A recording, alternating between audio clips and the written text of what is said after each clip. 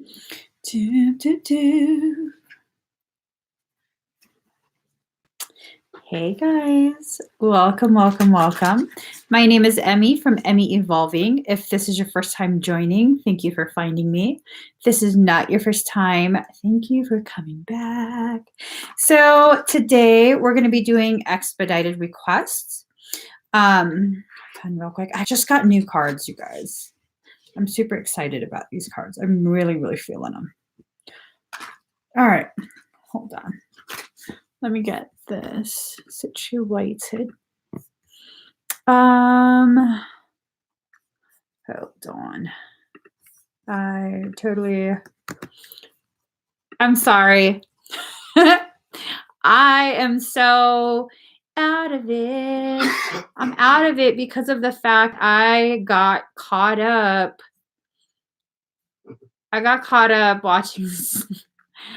Watching something about the royal family. It's true. I got caught up, guys. I got caught up. I'm so sorry. Yeah, okay. I don't know what I'm doing right now. I already made a post on. Anyways, how are you guys doing?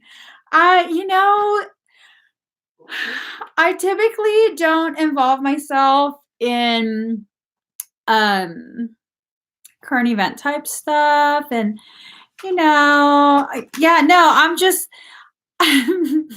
She said, fuck those royals. I'm not really interested. I want to see how this shit plays out, because that's big. That's a big ass slap in the face, man.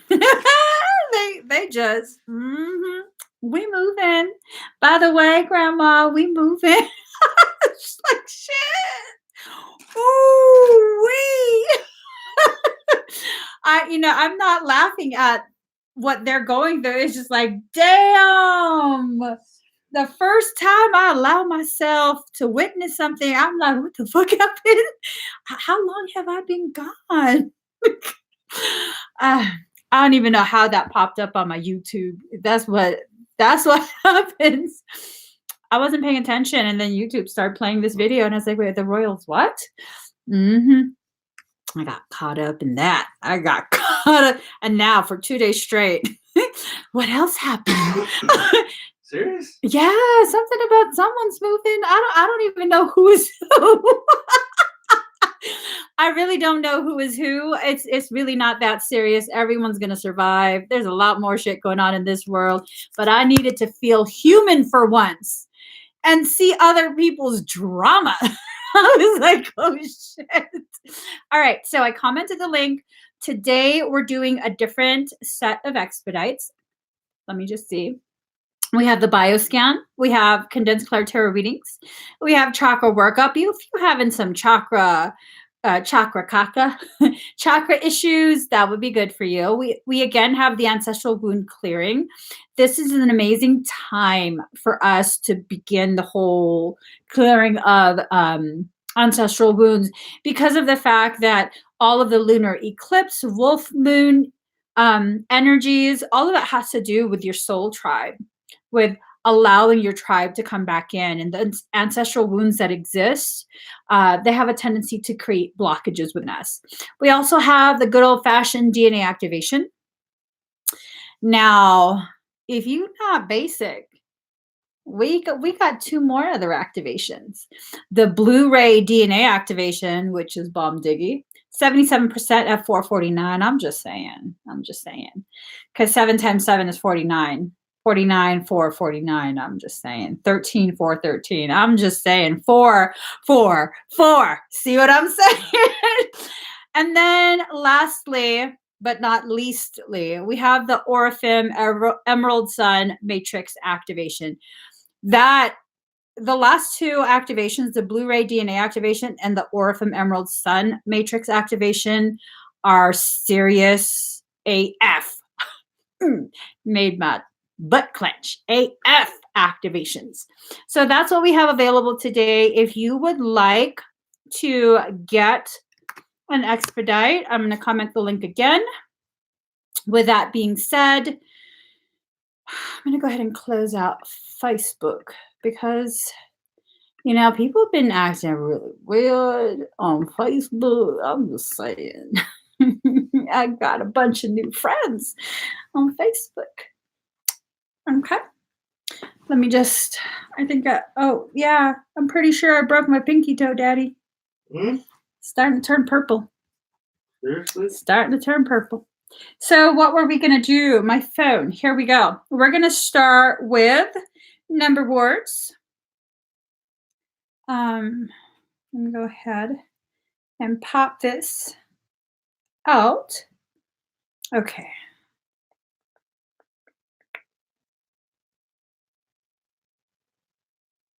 Oh. What are you talking about? Oh. Sorry, guys. This is why is the phone acting like this? So what? I don't know. What's it doing? What is this about? Close it.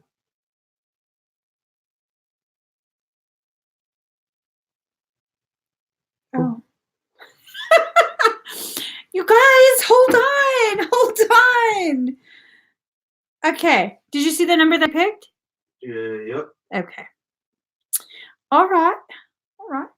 We're looking. Hey, good looking. What you been cooking? Why don't you? God, my toe, it just hurts so good. Okay. Look back real quick. So I just want to put this out there. I think I might have broke my toe slamming it against the door as I was walking past. Who the fuck puts the door where they put the door? So I slammed my toe walking past it. And if you think my little pinky toe, my little baby piggy is messed up, you should see what it did to the door. Shit, we ain't got no punk ass baby toe. There ain't nothing to do with it. You heard it. The whole house heard it. Oh, okay, I found it. Yeah, right there. I see it. Okay. Right there? Tina Roth. Yes. Hello, Tina. You won at 72, Tina. Tina Roth won. But my toe is throbbing. It's throbbing like a fucking savage. We ain't got no punk ass baby toe. Ain't that right, baby toe? Baby toe. When we get downstairs, you fuck that door up one more time. Please don't, baby toe. That had us mute. It had us mute for a good couple minutes. All right, Tina. Let's get this cord. I can't even sit crisscross applesauce. My soul is offended. All right. So I don't know if I told you this, Daddy, while I'm shuffling these new cards. The reason I couldn't talk when you ran over and asked me if I was all right was because as my left savage ass baby toe slammed into the door, because we have French doors to enter our master bedroom. It slammed into the left door, and as if that wasn't bad enough, my right foot went, and I don't know if it was gonna try and come to the defense of the left, and it like fucked up the right, so both doors got fucked up. And it was like, yeah. Both my toes got fucked up. So you were like, but my right toe is more masculine because the masculine energy. And it was like, we ain't no punk bitch, we ain't gonna cry. But my left toe was like, I've been injured. It hurts so bad. Okay. I can't wrap it, girl. My pinky toe is a little teeny tiny toe. It's a little teeny tiny toe. I think the nail's gonna fall off. No. That's okay. I can glue it back on. We get some epoxy. Oh no, we can put it next to mom's toe. That's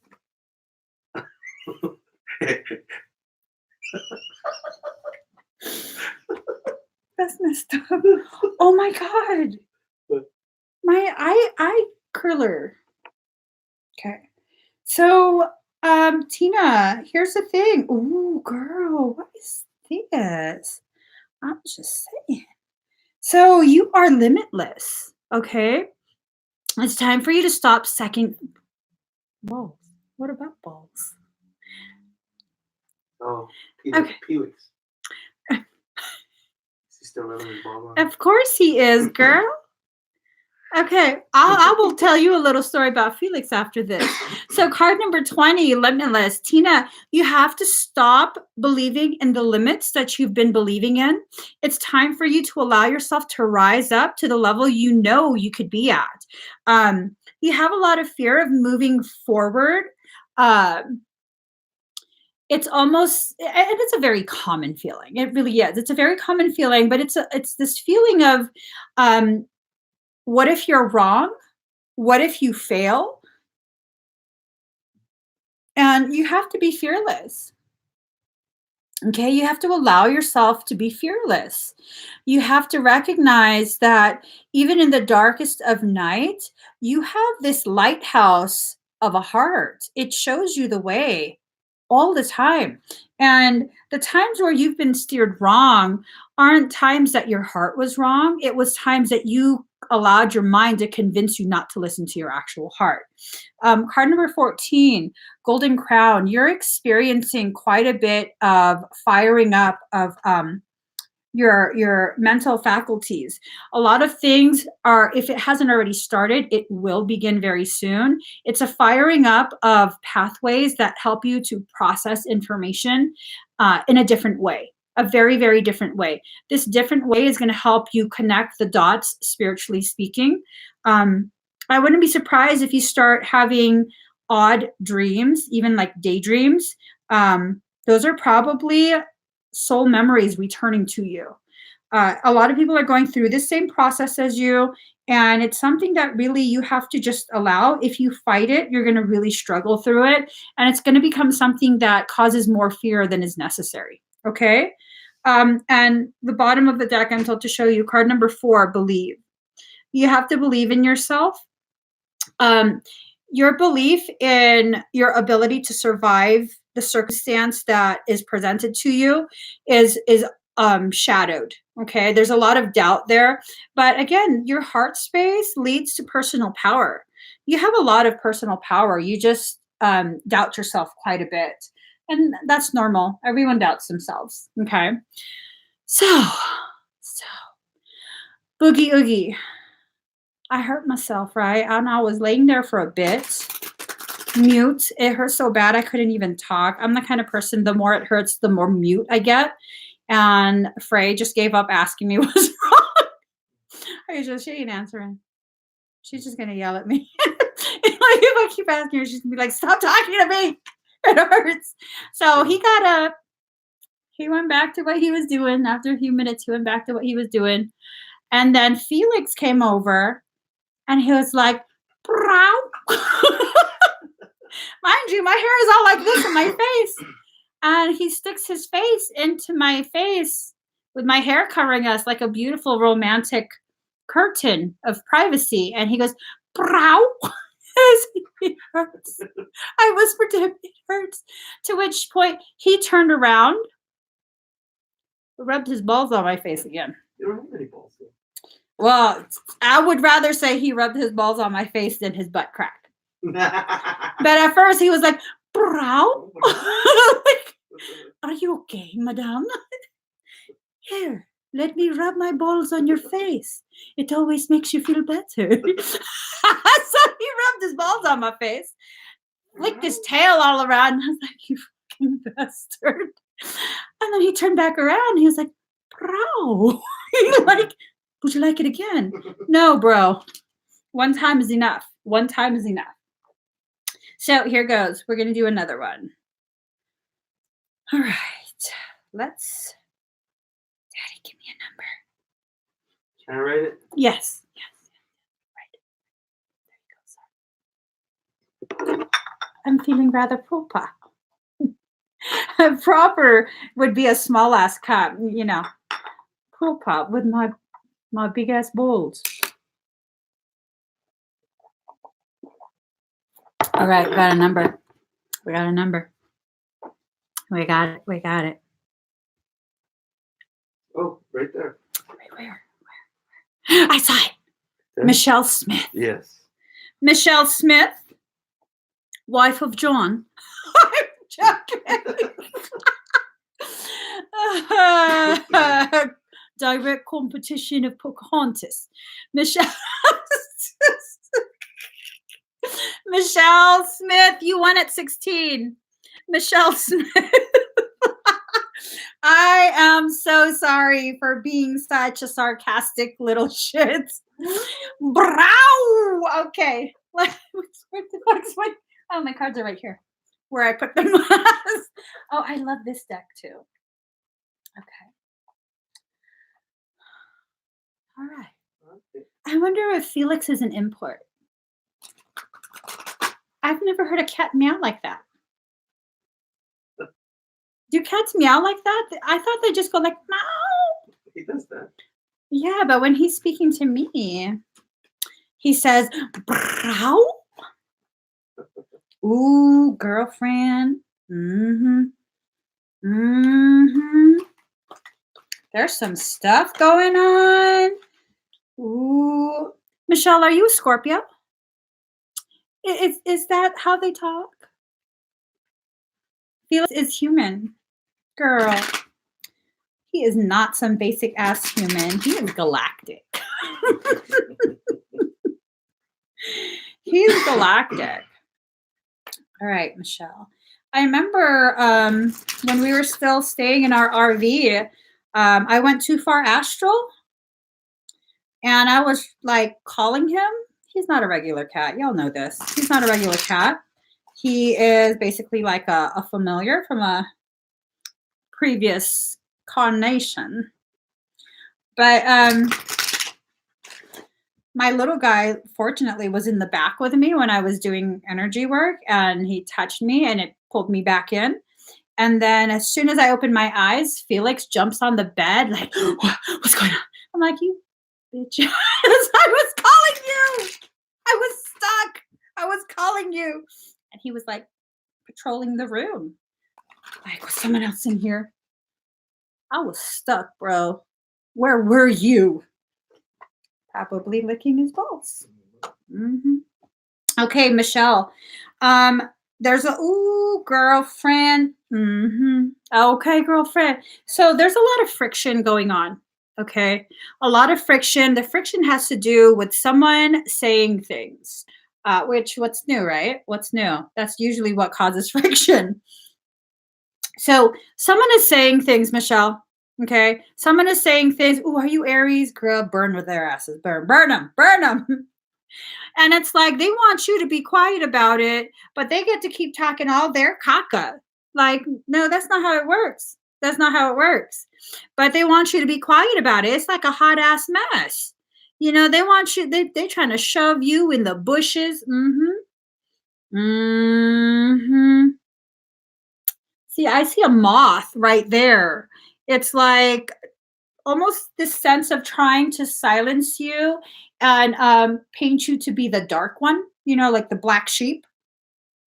But you have fortitude. You're not just going to go quietly into the night. No. Whew, you're not going to go quietly into the night with this. Are you sure that it's not work? Are you sure it's not something at work instead of your family? Because this doesn't quite feel like a family type thing. It doesn't feel like a family type thing, to be honest. This feels more like work type thing.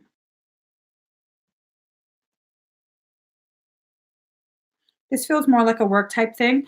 And then your last card, preservation. Like they're really trying to suck all the life out of you, you know, and you got to do some inner child work. You're very much, oh, did you? Are they trying to do something with wages, like withhold your last check or something like that? I think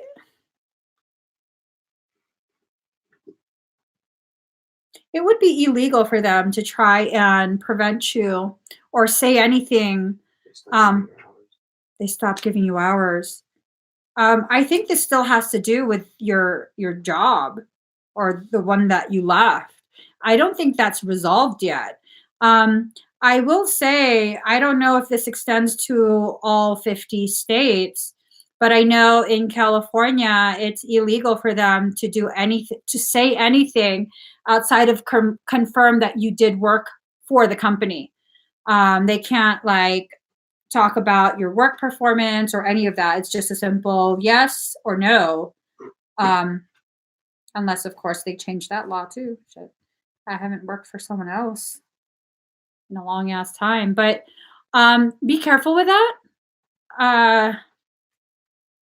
I would be very careful with that. It just feels like that's unresolved, that something else is going to occur stemming from that.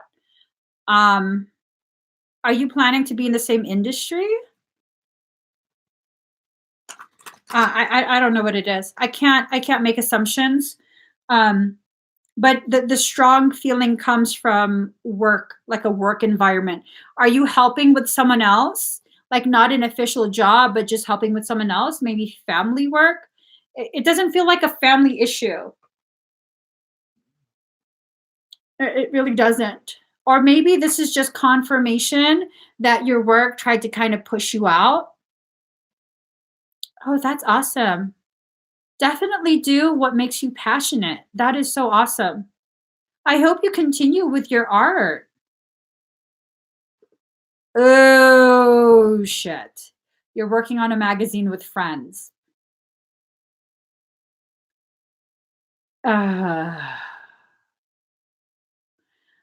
some of those friends kind of like family to you, but there's a little bit of frustration occurring, like creative differences?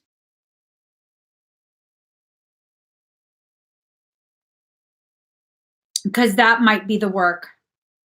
Because this feels like it's ongoing, like it's still occurring. It doesn't feel like something that already happened. Ooh. Your energy to me feels like you're very much at home with the guys, and the guys see you like as another dude.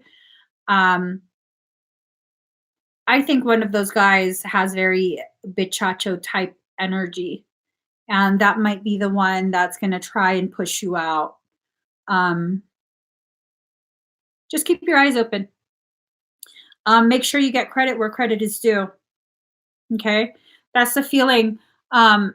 Make sure you get credit where credit is due. Don't allow yourself. Don't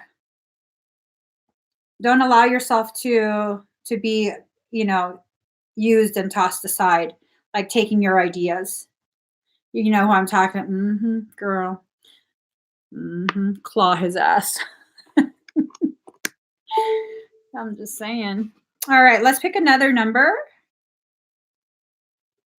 Daddy. Mm-hmm. So let's do one more number wars. And go ahead and pick a number from 1 to 100. The first comment that one of us sees that matches what I have written will win a Claire Tarot from me. 9. Da, da, da, da, da, da. Oh. He already started. I know. And I watched you look down. All right.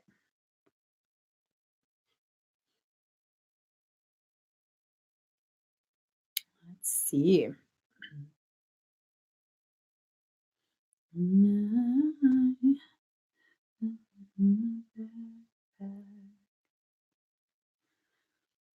Not me. Whoa, it's so fast. Y'all are so fast. I saw it. Oh, girlfriend, Becca with the good hair. Becky Johnson. You won at 64. Rebecca Johnson. 9.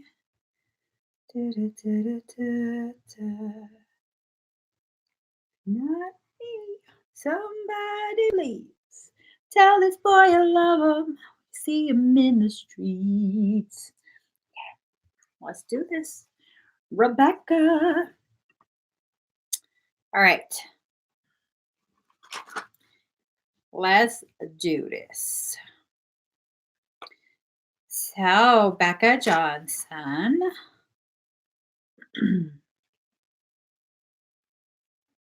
How's Isaiah, by the way?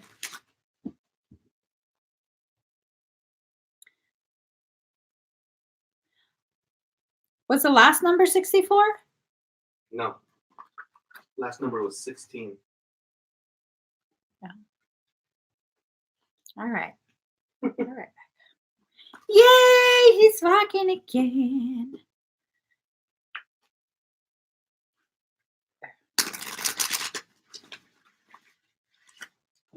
Oh, that is a nice observation, Serenity vocalized.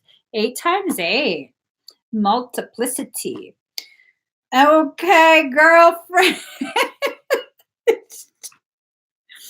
All right. He is a terror. Love it. So I don't know if you've already gotten news of something, but it seems like there's going to be a challenge presented to you. It might really be a dense type of experience or feelings that are associated with this.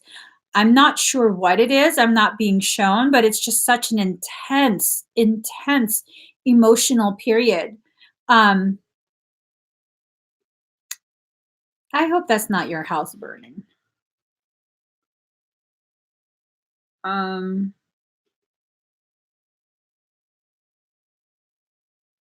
really hope it's not. Oh, this is intense. Girl, you've already been through so much. They need to just quit, lay off of you for a little bit. For a little bit. He doesn't like to play with fire, does he?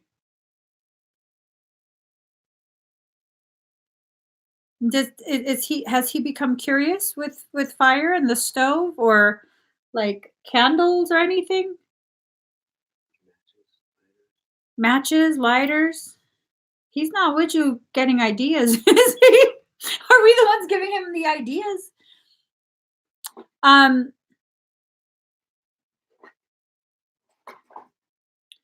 Okay. So here's the thing though. Rediscovery.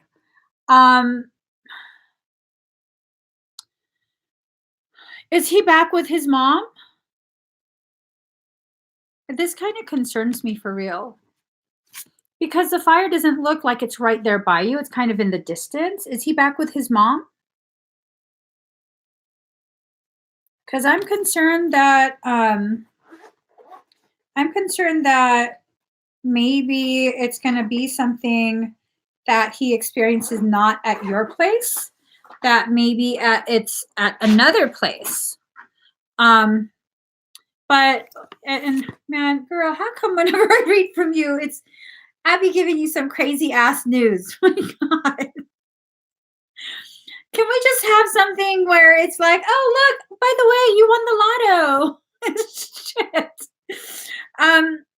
Okay, take this with a grain of salt. It might just be a circumstance where it's challenging and it feels like this kid is setting your ass on fire because it challenges you to rise to levels of patience that it's not impossible for you to be at. You're very patient with him anyways. Oh, what if it's his mom, where you have to be more and more patient with her? It's a fiery type of situation. It might not be a literal fire. It's a fiery type of situation. It feels like something in the night. But just know you're fortified. You have fortitude. You can get through pretty much anything in life. You can definitely get through pretty much anything in life. You've been through so much already, and you've just been gliding through it as best you can. See, okay. This is something, I think there might be an actual literal fire. So This looks like smoke, right? And those look like phoenix rising from the smoke. You don't fully see it. It's I want to know if this is an actual physical fire, because if it is, you're going to need to tell me so that she knows and can prevent something. And it's this feeling like it wouldn't happen during the day. It would happen more towards dusk. Does Isaiah stay up at night? Like late at night?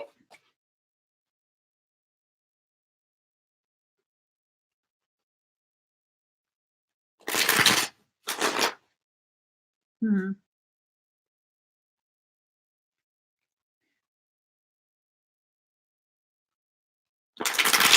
It has to do with Isaiah. Oh my God. Look at the little heart. I've never noticed that there was an additional detail in the heart. That could either be a lock or that could be the letter I. So it has to do with Isaiah. It's a fiery type of circumstance. It's going to cause a lot of intense emotion. I'm really hoping this is not a literal fire. That's the last thing you need right now, is an actual literal fire. Okay, let me see.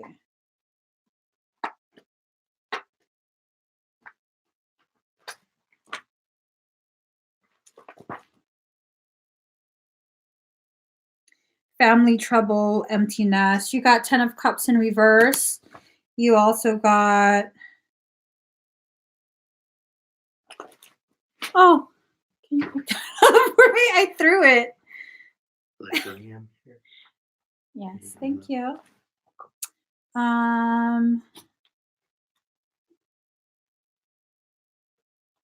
So this is about a free-spirited person. And he plays very creatively. I think that's about Isaiah. And then frustrations, problems ahead. Travel trouble. Does he have to travel to get to you? Does he have to travel a distance to come to your place?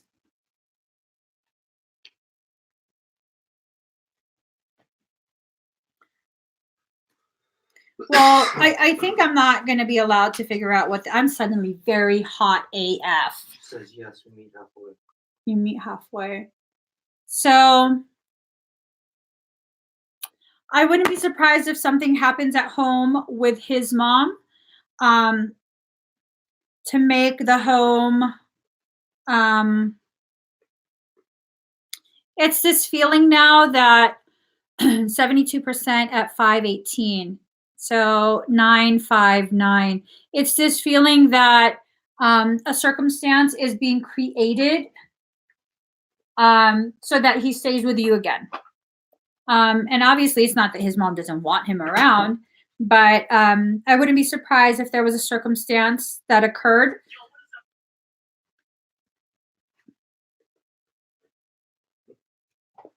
Sorry. Anyways. So yeah, I hope this helps prepare you for whatever you need to prepare for. Okay, Rebecca, I'm pretty sure he's going to be completely safe. Whether there's a actual physical fire or not, we both know nothing's really truly allowed to happen to him. And he's a very hardy little guy, so he should be perfectly fine. But I mean, that's one hell of an inconvenience, you know? So luckily it's nothing but just inconvenience. Let's see. If you would like, if you would like to purchase an expedited request, there it is right there. I'm going to go ahead and get started. Rosa Lopez, are you here? Rosa Lopez.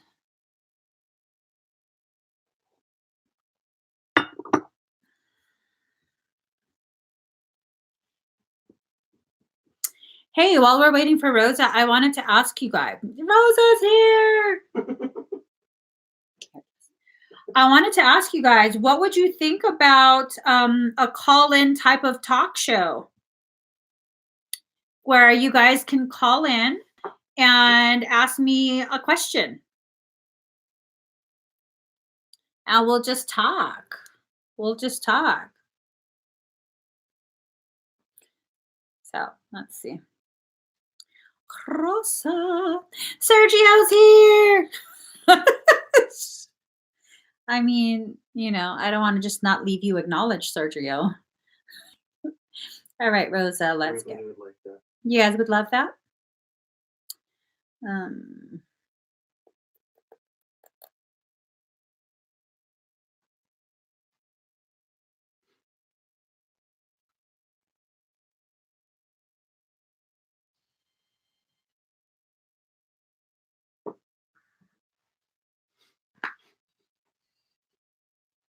all right.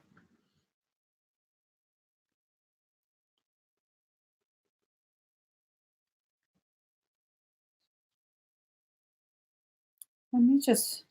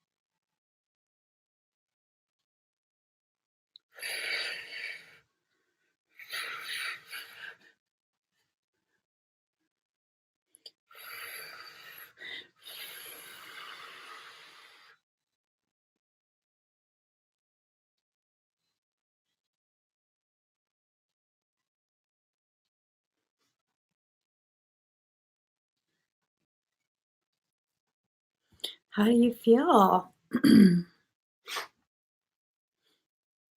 Baby, you broke me down, down, down, down for nothing.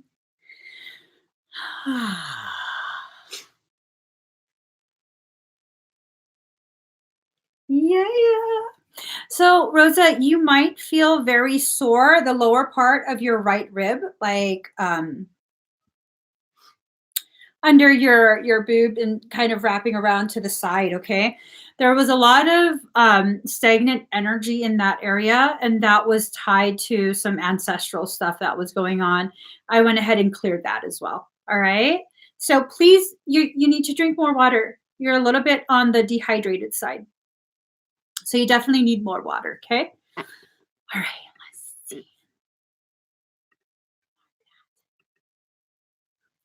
I don't know why I'm whispering. Just breathe. I be having a lot of fun with my microphone. I'm just saying. I'm just saying. Yeah, I'm just saying. All right, Nicole Plant. Nicole, are you here?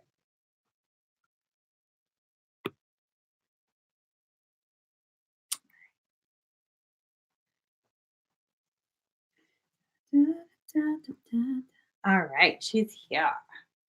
Oh,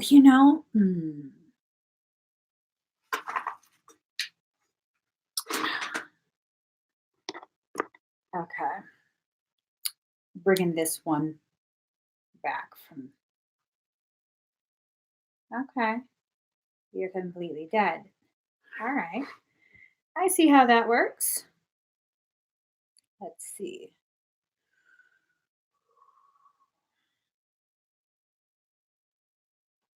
All right, Nicole, breathe very deep and very slow.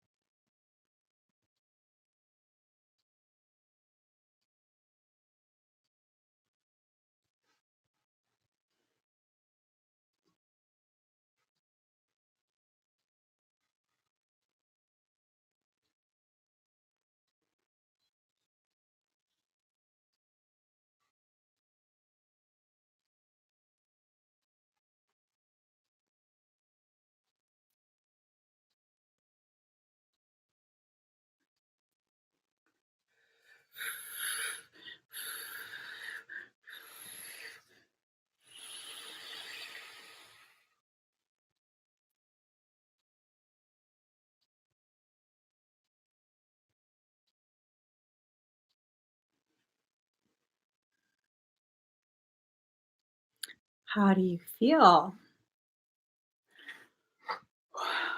I am sweetie.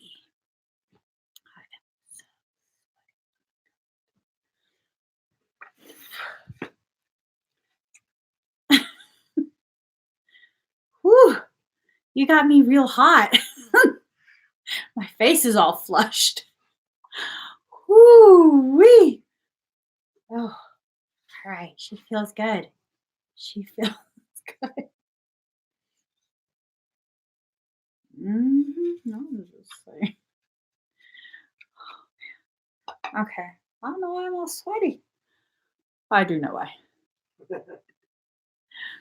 All right. Next we have, excuse me, Lena Sherbakova. Okay. Lena, are you here?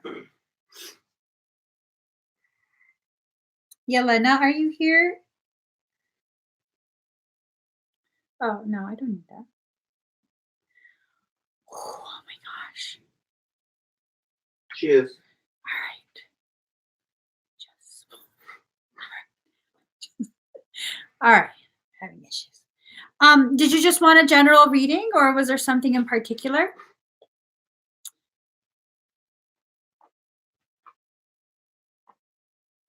I want you around.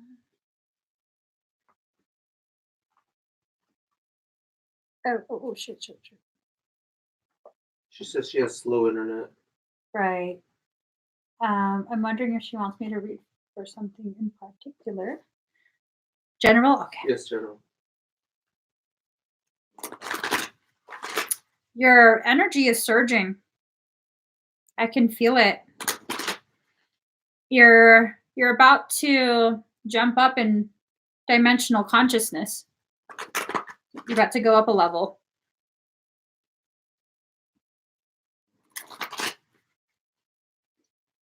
Yeah. Oh. I think you're about to meet someone. Have you already met someone? Someone that you are romantically interested in? So card number 21, beyond the mind, the heart beats. You are going through a very, very intense leveling up of frequency. You're rising up in consciousness, and this is calling in some sort of divine partner, for lack of a better word. It's calling it in. It's probably not going to be the type of interaction or the type of individual that you're normally attracted to.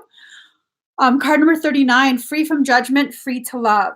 It's going to be something that challenges you in that it's so different from what you're used to. Completely different type of individual. Not just the aesthetics, but their behavior, the way they treat you. It's definitely something different. Okay. And you have to be open to experiencing.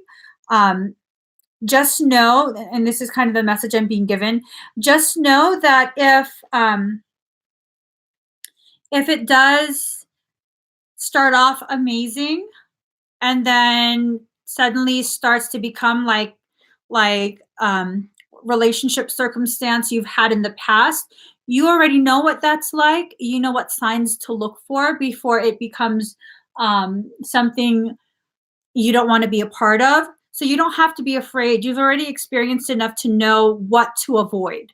All right. You just have to allow yourself to experience and then decide as you're experiencing things, as you're getting to know each other, learn each other. Right. I know you haven't. I know you haven't. This is going to be the very opposite of what you've had. Okay. It's going to be very different. It's probably going to weird you out. It's probably going to be like, this is too good to be true. No, he can't be for real. This is too good to be true. I think it is going to be true. I think it's going to be so true that it's going to initiate another change within you. You're going to leave that portion of your life behind. Okay. Not necessarily move, not necessarily disconnect from everyone that was associated with that period of your life, but you're going to be able to move on from it. I know those were very heavy, painful wounds that were left behind. It's been a while and you've been processing, you've been healing. But as much healing as you've allowed yourself to experience, you haven't fully unpacked that baggage. you know? So this is your opportunity to unpack the baggage and go on another trip with none of that with you, okay? So card number 12, every journey starts with a single step. This is the perfect time for you to begin having conversations with yourself about what you expect from a healthy, balanced relationship. This is going to be a very nice change for you. Very, very nice change. The work that you've been doing, you have been opening yourself up quite a bit. Oh, look at that. Okay. 1, 2, 1, 2. It's 3. So 3, 3, 3. Because look, first card is card number 21. Last card is card number 12. 12, 21, 21, 12. So it's 1, 2, 2, 1. Well, the middle card is 39. 3 plus 9 is 12. So 12, 12, then 21. 1 plus 2 is 3. 2 plus 1 is 3. 2 plus 1 is 3. So 3, 3, 3. This is about your elevation, which again, the numbers really play in with or confirm that you are rising. At the bottom of the deck, I'm told to show you what you want wants you.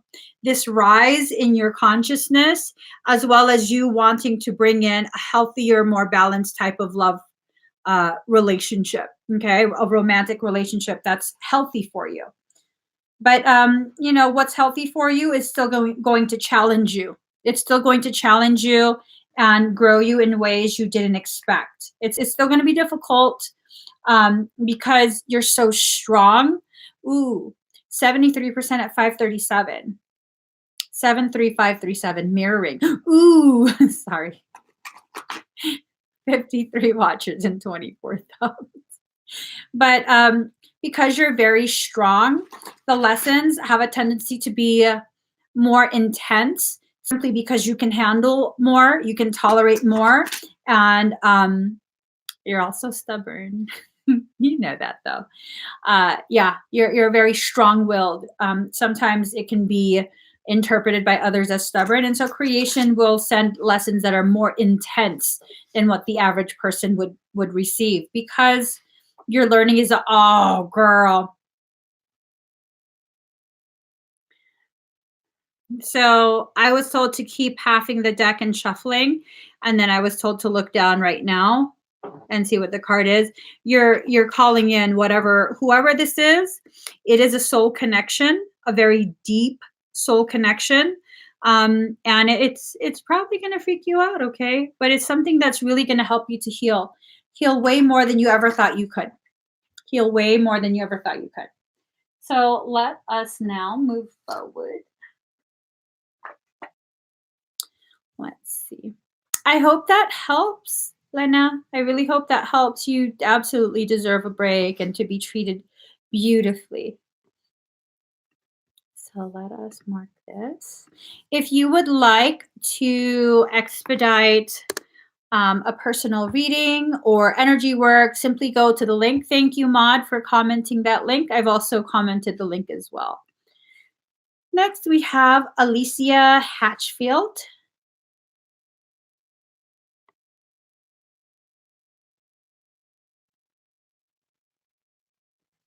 Okay. Alicia, are you here? Yeah, she's here. All right. So, all right, I love dogs. Let's see what you have to look forward to. Aw, you're welcome, Lena. You're welcome.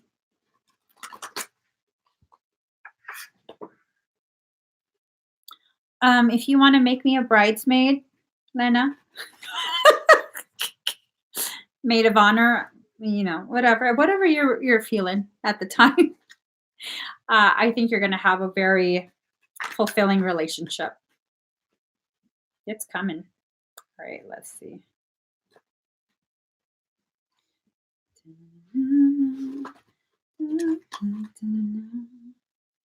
Alicia.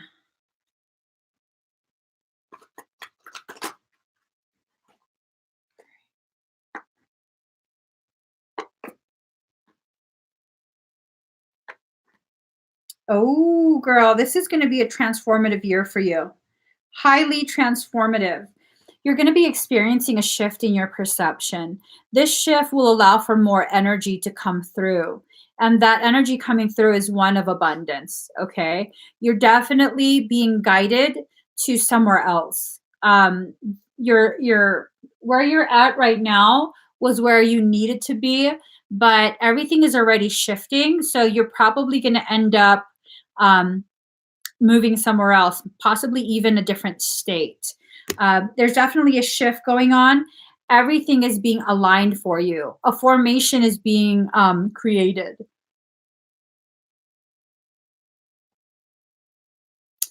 Ooh. So there were dark things that involve the sacral, wounding of sacral energy. Um, Almost like we've had a session before, right? I think so. Um, Almost like this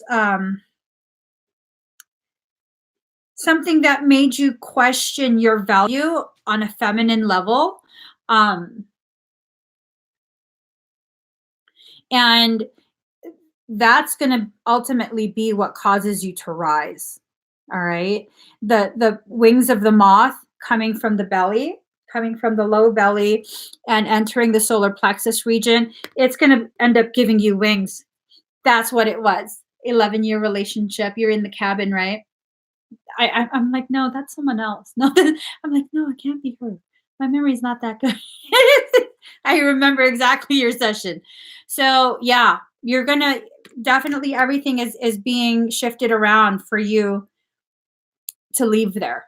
I think that had been part of your question before, deciding what to do next, and you're you're shifting everything in your life. Everything in your life. Notice the reds, the orange, and the yellows. This is about all the directions. You're protected all the way around. You're just on fire. On fire.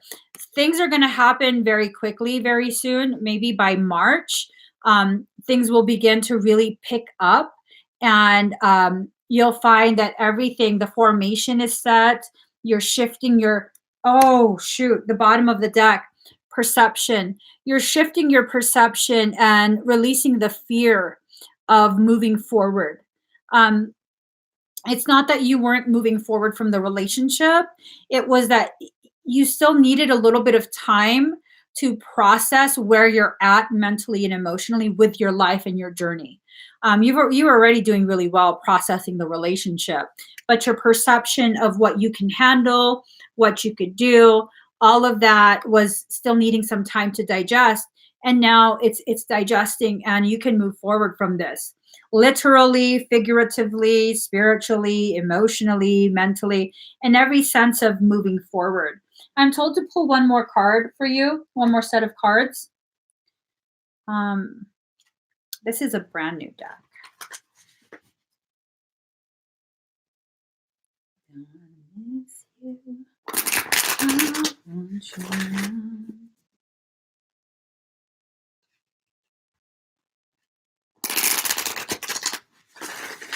All right. One more shuffle, I'm told.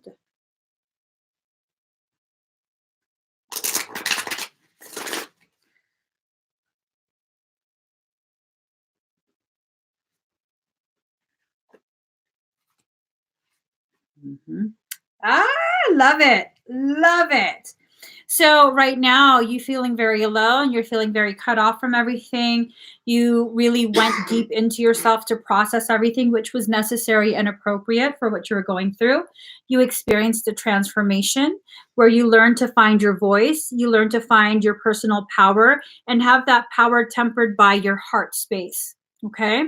So you blossoming. You're blossoming, you're accepting that your rose does have thorns and it doesn't detract from your softness or your beauty.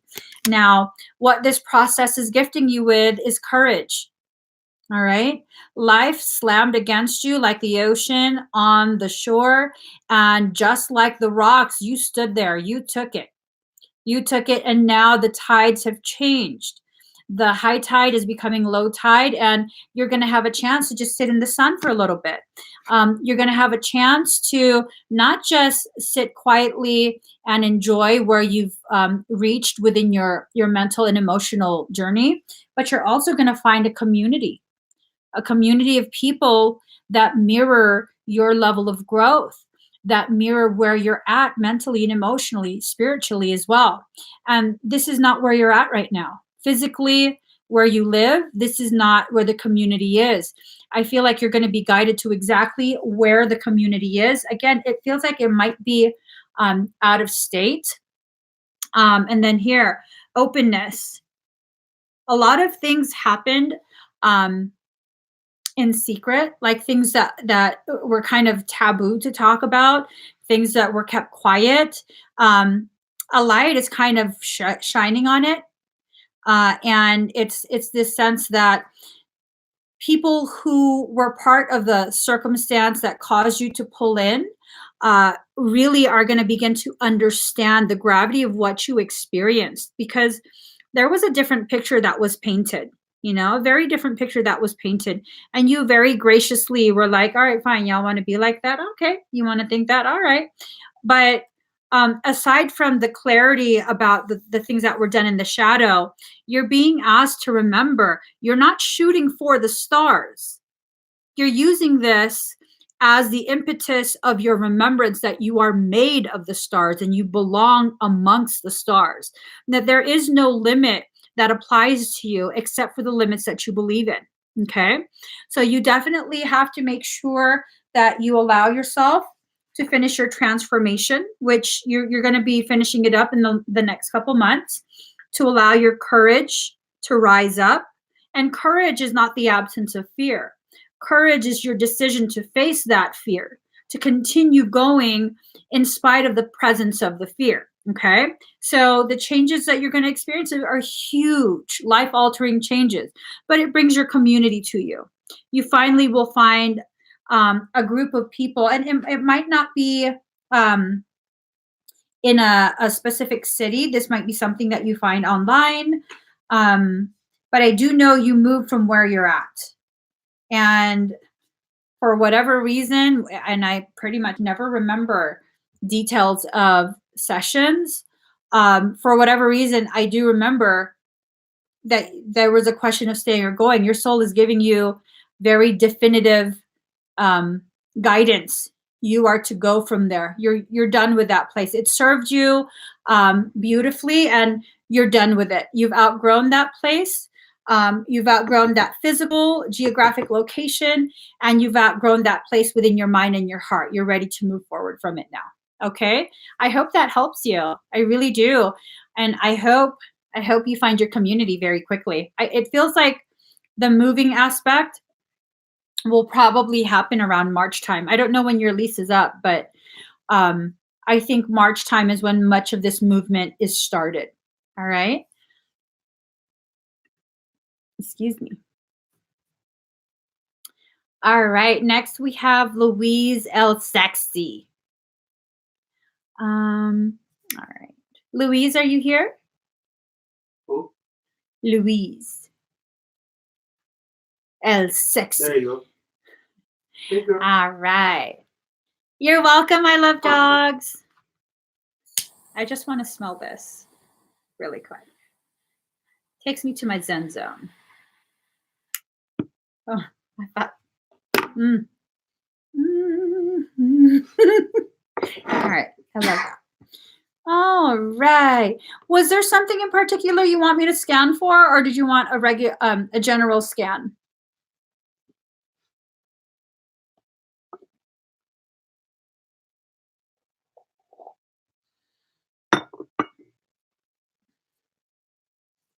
I almost just choked on foam. I'm Wow. into this, so whatever is clever. All right. I'll just do a general scan for you. So just breathe very deep and very slow. I see a lot of dark, dense, stagnant energy. It kind of goes from breast slightly down and then to the other breast, kind of like a U. and it very closely cups your heart space.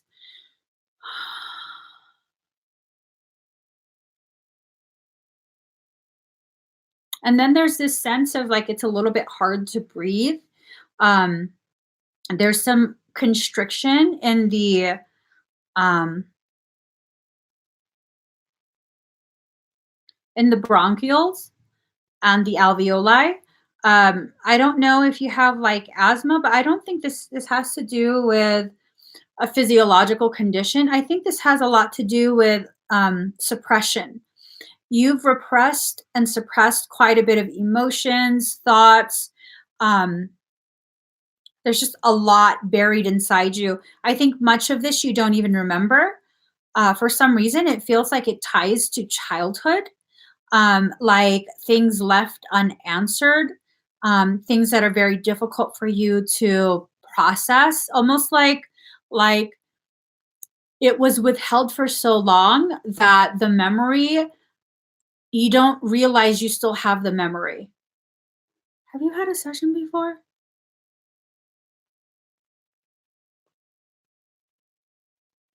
Has your father passed?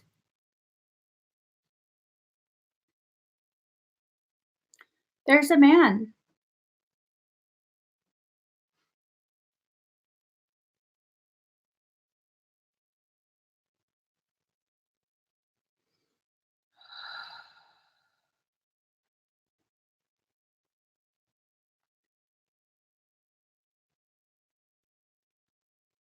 He's very shy. He's not talking, but he's like very sheepishly waving. Um,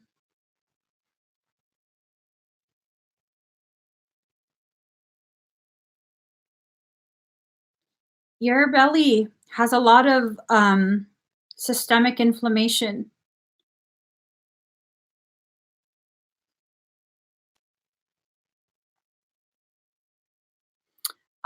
Hold on.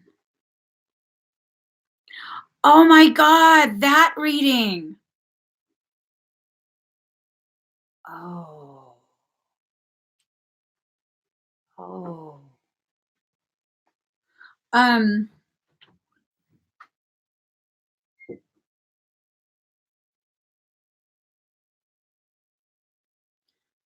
there is a man here. Well, not here with me. He's with you. Um, he like stands behind you, and he was like, like shy. Um, is your belly swollen? It like you can't take a deep breath. Hmm. You have to begin eliminating foods from your diet. You're a very high frequency individual, and you're not compatible with some of the foods that you're eating. Um, typically, someone that is as high a frequency as you, you're not compatible with all grains, rice and corn included, especially corn. You also probably are not compatible with all dairy and nightshades like potatoes, eggplants, bell peppers, those kind of things. Um, and sometimes people with very high frequency are also very incompatible with soy. Really, the things that get most heavily modified, the GMOs, those are the things that have a tendency to exacerbate this incompatibility. Um, you have food sensitivities. They don't present the same as allergies. So if you were to go to an allopathic doctor, a modern medicine doctor, and try and get answers, yeah, you wouldn't be able to get definitive information. You would have to go to someone like a naturopath who can order a food sensitivity test. There's lots of places online where you could just order this. 61% at 555. Awesome. There's places online where you could order this and have it done so that you can get an idea of what foods to abstain from. Um, you also should probably look into leaky gut, hyperpermeable bowel. Allopathic medicine still hasn't figured out how to diagnose or treat it. They're just like, well, it's not really a condition. I beg to fucking differ. Let me see. Do you have problems with your back? Like chronic misalignment? I wouldn't, well, you don't have, yeah, legumes also. You don't have, what the heck is it called? Scoliosis, do you? Like a very mild scoliosis? It seems like there's some sort of twisting. It's not a bending like that. It's almost like the vertebrae is slightly twisted. Um, oh, because of your history with your earlier life and the questions and a lot of the suppressions, you've had to twist yourself into different roles. Yeah, it's towards the lower back area, up to about the height of your kidneys. The rest appears to be okay, but the lower back, it's slightly twisted. Um, mm, with this, it's because you've had to kind of twist yourself into differing roles to, it's, yes, camouflage. People pleasing. That's exactly, twisting yourself into these little roles and stuff. It's a survival tactic, coping. Yeah, exactly. Survival. Exactly. Um, you've already survived your childhood. You've already survived your childhood. Now's the time to really free yourself to be who you are. Okay. You have certain people that are family. I feel like you do have a lot of love from whoever took care of you, whoever raised you. Um, it feels like there's a lot of genuine love there. And boy, you were a handful as a child. You were very much like me. You were a handful. Not naughty per se, not a troublemaker, but just very like what you know. You know what I mean? You're like, no, that does not resonate. I imagine you as a toddler, like, I don't think so. I'm not doing that. But not mischievous, just very a very precocious child, extremely intelligent, highly mature, highly observant, and just such a true north that no one could ever shift the positioning of your compass, you know? Uh, if it didn't resonate, it wasn't happening. You weren't going to be doing nothing that you didn't feel like doing. Oh my gosh. Oh my gosh. But you have to begin doing a lot of stretches. This has to do with your psoas muscles as well as your piriformis. So the psoas connects the top half, your torso, to your pelvic girdle and lower half. All right. That's the region because it goes about halfway up your spine and it anchors into your sacrum. And there's imbalances with that. You had a more masculine type of energy as a child, despite looking pretty feminine. You were like very tomboyish, rough and tumble type. And again, needing to fit in and please, it was such a huge thing to balance for a child. Excuse me. It was very difficult, but because you're so highly elevated in intelligence and processing ability, um, you figured out ways to overcompensate, and that affected, it compressed your lower back, and it shifted some of your vertebrae, just like ever so slightly, maybe like a millimeter, but that creates a lot of tension, even a millimeter. You have a lot of muscular imbalance in the low back, around the hips, your hip flexor muscles, those are all needing work. They're pretty much atrophied, tight. I wouldn't be surprised if you have knee aches, ankle aches. All of those things tie from your back. I mean, the whole chain, it's called the posterior chain, the whole back area.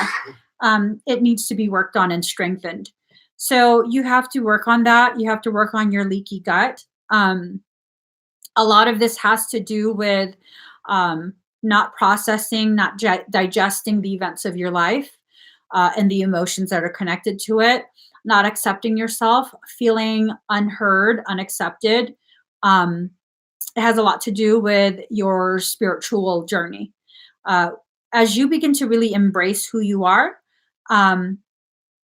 it definitely becomes something that will help to alleviate the symptom presentation in the muscles. Okay, but you do have to do the work. You don't necessarily have to stretch the psoas muscle for you, Louise. Sometimes it's not that the psoas is tight, it's that it's very lax and isn't able to hold the integrity of the spine. And then you add in the muscular imbalances of the hip flexors, the piriformis, all of that, all of the flexors that wrap around your pelvic girdle. It then creates a recipe for a tilted pelvis, which that's kind of what's happening. Your iliac crest, the sacroiliac joint, it's twisted just a little bit, just a tiny little bit. I go see a chiropractor. They can probably tell you and easily adjust this, but unless you do the work to stretch, to strengthen, the ones that need stretching the most are your hamstrings, because those are creating havoc, and then your IT band. So that's on the outside of your hips. It goes from your hip to your knees. Those are the ones that really need stretching, and the IT band is a snatch to stretch. I have the same issue. Like when you get, you probably don't even notice when you get really deep in your thoughts, you tuck your butt in. Just like that. You just tuck the butt in, and it creates a lot of pressure in the low back. So you definitely need to begin focusing on your health. This is going to get much worse if you don't address it now, because as you continue to accrete higher levels of frequency, it's going to keep pounding and pounding and pounding on the spine. That's a huge energetic pathway, and if everything isn't aligned just right, you're going to mess up your spine real bad. For this, the particular things that I'm finding, they're more physiological. And so I wouldn't really be able to do much with that. And those need your daily participation in stretching and strengthening. For your energetic circumstance, let me just see. Let me scan the rest of you.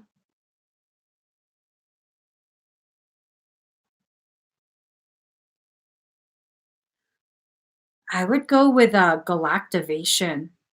You have tremendous amounts of extremely high frequencies, like just grouping up above your head. You have a really, really high level of galactic coding that's waiting to be integrated. I don't think I have that available today. You can find a private session for that on my website. I think the galactivation would be an awesome one for you.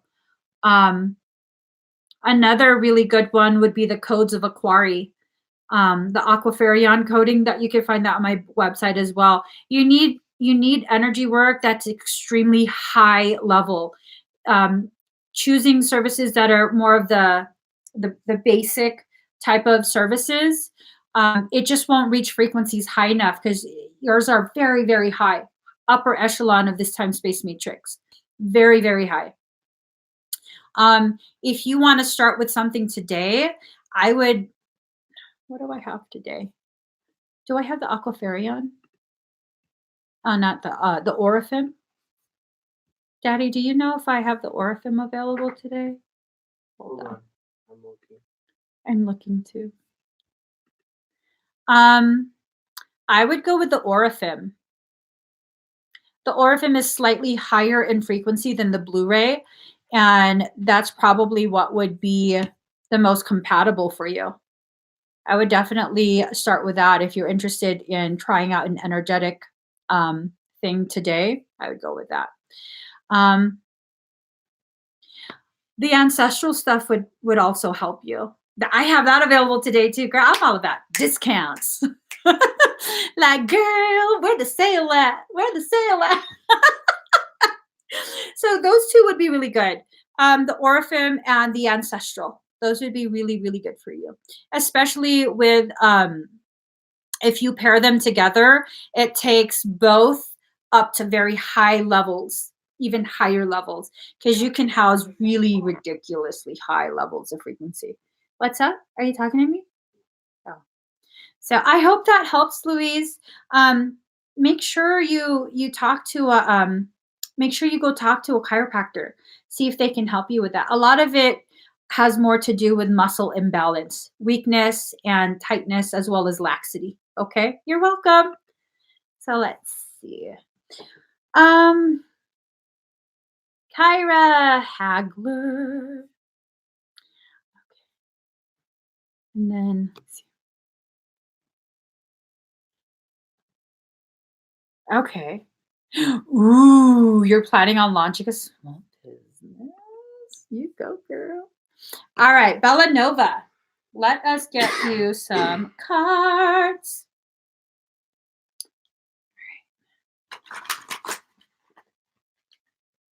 So you wanted to know specifically about watch outs.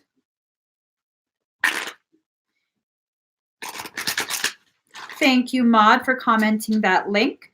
For any of you who are wanting to have a personal reading or try out some of my energy work today, you can go to that link that my Maud has commented and check out what I have offered. All right.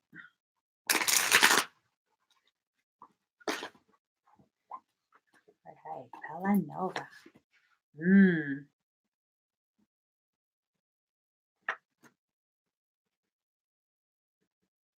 Okay, so I was thinking about the business aspect. Oh, okay, this card too. So here's the thing. It's going to be a stretch for you to get done the projects that you're wanting to get done. I don't know if you're looking to create a team to assist you with this, but that's also going to be a stretch for you. I think what you might need to consider is to not start at such a large scale. I like you. Your energy tells me that you're like an all or nothing person where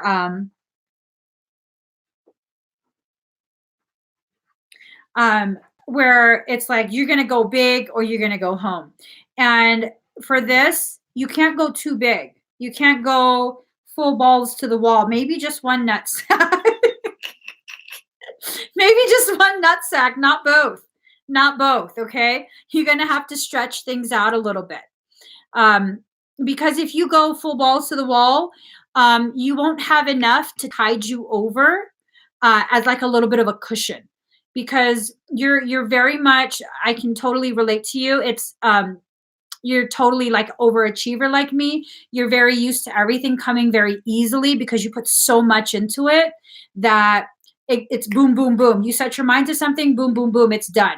And it's at a level that takes people forever to get to, but you're already there. This is going to be challenging your ability to be patient with yourself, patient with your process. So be ready, be prepared to need to stretch things out, not just the financial budget for launching a business, but your timeline, how much you're going to expect to do is probably going to be way more than what you're thinking, because you're not launching a half-ass small business. You don't do anything half-ass. Not with that kind of energy. Your kind of energy is it's not half-ass. It's something that's full all the way, or we're not doing it at all. This is going to challenge your ability to regulate your struggles with perfectionism. You do have quite a bit of a struggle with perfectionism. So this is going to challenge that. It's going to stretch your perception, stretch your consciousness. You have to be able to use elevated levels of discernment. Um, if you're planning to bring people on board with this project, you stand a very high probability of finding individuals who talk a big game but can't. Their ass is writing checks that they cannot cash. They talk a big game, girl, but that's their superpower is talk. So unless you're bringing them on to sell the company to investors, trying to get like silent investors, they are not going to be of any use to you. So there's a high potentiality that you're going to have to do much of the work on your own. Okay. If anything, maybe, I don't know. I don't know. I don't know if it's my own personal thing and you mirror my own personal thing. I don't like silent investors because I don't like to have to answer to anyone, you know? So it's this feeling that, and look at her face. Her face is just over it. Like, yo, yeah, you might find yourself feeling like this once you realize, you know what, these people can't actually deliver what they're saying they're going to do. It just sounded really good. So you have to align your expectation with the truth of your reality. It's not that you can't get this done. It's that you have to be really, really truthful with yourself about your level of expectation because you can operate at such an extremely high level. Um, Most people that you come into contact with won't be able to operate like that. They just can't. They can't. And it's unfair to expect them to operate at the level that you expect from yourself. You're not like other people. Okay. You just, you know, yeah. See, well, okay, girl, we're very similar. We're very similar. I see you like a mirror to the things that I struggle with myself. You say not uncommon for me to end up doing majority of the legwork, and that's because other people's efforts are just not to your standard, and that's what it comes down to. So that's why, a lot of this is going to come down to you doing it because really, you're building your brand. You are the brand. That's what I'm getting. You are the brand, and you know people can assist you, but if you think someone is going to come in as a partner and it's going to be equal amount of work, equal amount of effort, you just operate at too high a level. There's going to be a lot of friction.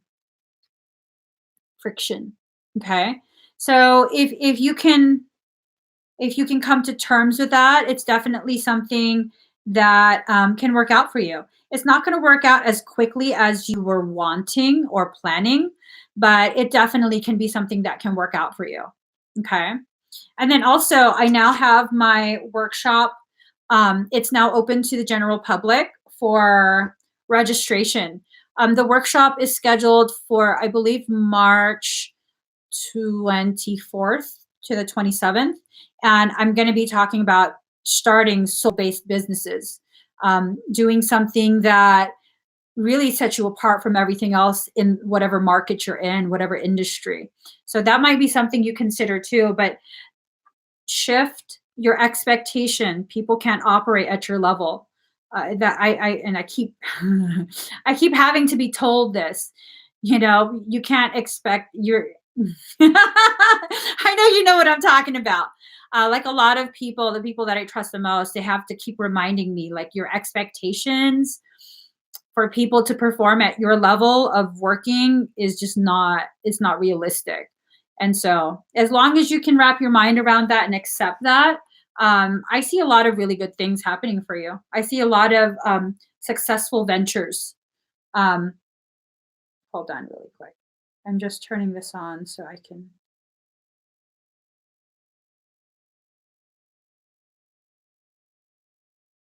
How do I turn this on?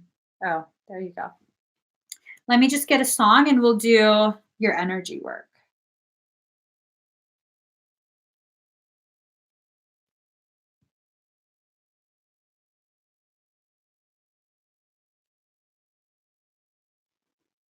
Yeah, consider it. I feel like the business stuff, it probably has to just be all you. You're the one that has to establish everything. And then once you get everything established, you would just have people assisting you in the day-to-day maintenance of it, the growing of it. Hold on real quick.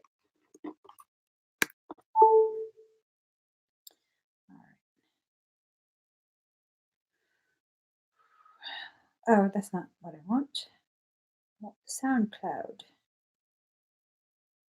Um,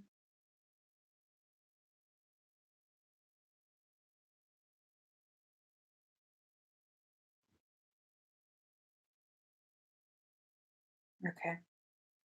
Breathe very deep and very slow.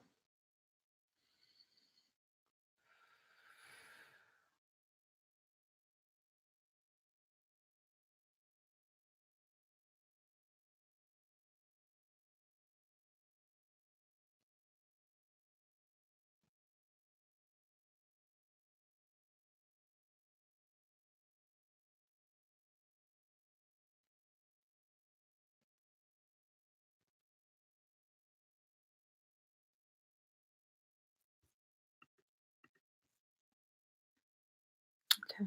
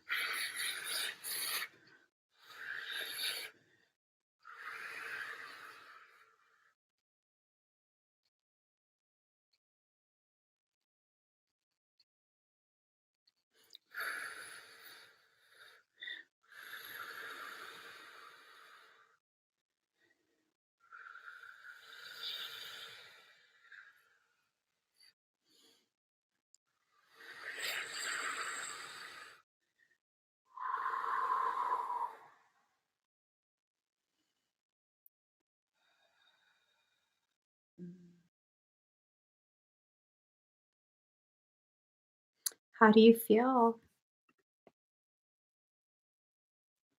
The workshop is a soul-based business workshop. Um,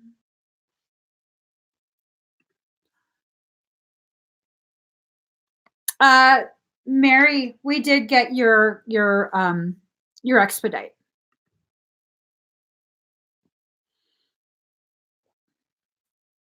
Yay!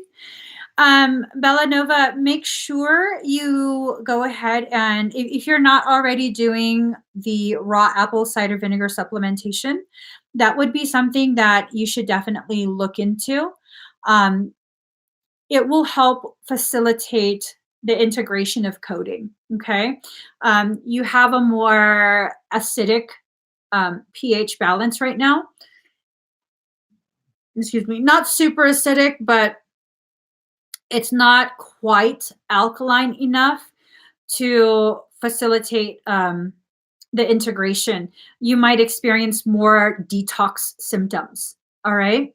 So with the detox symptoms, for the rest of the night, you should probably feel, pretty good, just chill, feel lighter. But starting the following day, as the sedation, my energetic sedation starts to wear off, you will feel what I did. So you might feel very, very sore. You might experience flu-like symptoms with no fever. You might be a little bit nauseous, a little bit of a headache, kind of like a hangover. You can definitely feel as though you worked out really hard and your muscles are super sore. That's definitely a very common one. And you can experience elevated levels of emotional rawness as you begin to process all of that residual memory from soul wounds, ancestral wounds. So just be prepared to be challenged in a little bit of ways in how you process. Okay. Whatever way you choose to process, that's the way you choose to process. But it would be good if you go ahead and supplement with raw apple cider vinegar.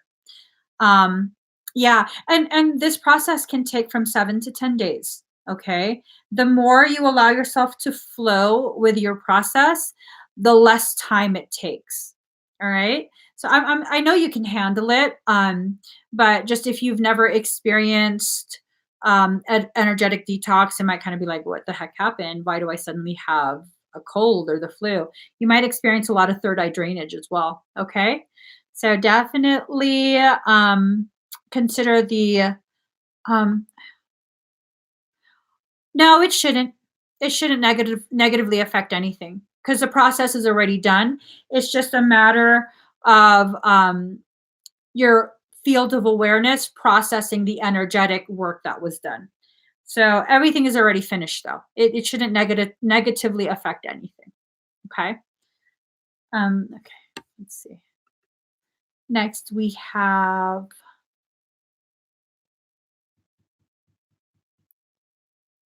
I believe this is Desi Kadra. Desi, are you here? Bridging the realm? You're welcome. You're welcome. Desi, are you here?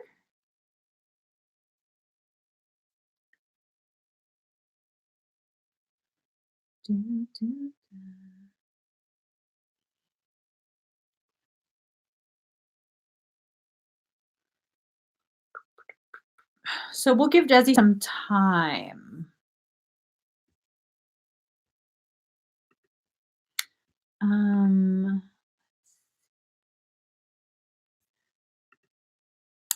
All right. Oh, there you are. There you are. Okay.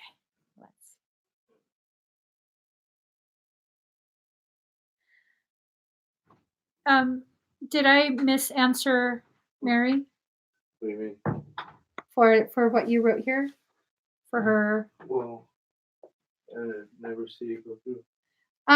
Mary Spaziani, I might have misspoke when you asked the question and I answered you. Frey is going to be commenting with you or emailing you to update you on what that status is for your question, okay? So hold on. Let me go back to Desi. So clarity, okay. That's us. All right. Here we go. So let's get you some clarity on where you're headed next.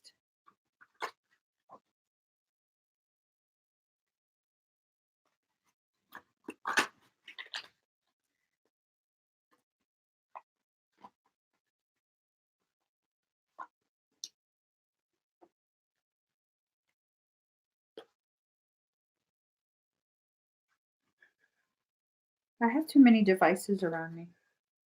Okay. Did you let her know? Did you comment her? Oh, no. Okay. I will. If you could like email her or whatever you need to do. Thank you. All right, Desi. This has to do with love and work. Okay. Right now, you're being guided by your soul to process core issues, core struggles. These are things that you've probably struggled to process and digest for most of your life. These are not necessarily ways in which you're flawed or somehow not capable of growth. These are just things that are more deeply rooted. Okay. This has to do with core issues, core struggles. And it's really about balance, balancing work, balancing personal life, balancing the masculine and feminine energies within you and outside of you, balancing, creating balance within your connections with other people. Also, this is about dependability. It's this sense that this has to do with a romantic connection, a soul connection, a romantic connection. It's this sense that the masculine outside of you continues to reflect the imbalanced masculine energy within you. It has to do with you processing and allowing the potential romantic relationships you have to no longer mirror the imbalance. And the only way to do that is to correct that imbalance within yourself. Okay. Do you feel like you can't depend on yourself? Do you feel as though your relationships with masculine energies in childhood created a sense of deeply rooted insecurity within you? You know, things like that. Those are the things you need to focus on and really observe within yourself, because your higher self is needing and requesting much deeper levels of spiritual work. And it's not that you haven't been doing this spiritual work, it's that the energetic environment that we're in right now is causing the deeper core struggles to rise up, because we've healed enough of the more surface struggles. We're now tapping into more deeper core. Right. And so this is a perfect example, because you say you recently began looking at these and the traumas that are still contained within those core issues, core struggles. This is a perfect example of how tarot and oracle card readings are supposed to work.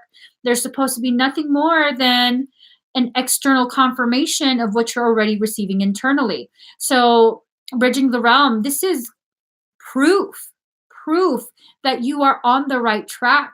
You have to stop doubting yourself. You know exactly where you need to be. You are where you need to be. You're in perfect time. You're not delayed. Your growth hasn't been retarded in any way. You're flowing beautifully. It might not seem like it.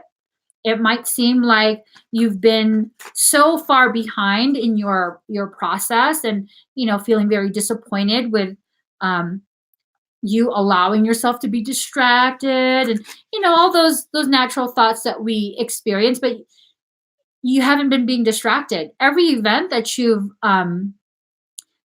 gone through that you might pass off as, oh, it was a distraction from me working on myself. Those events, those interactions are what brought your attention to the certain aspects of yourself that you need to work on. Okay. No, you actually don't. You don't mess up every opportunity you get. You don't. All of those are guiding you.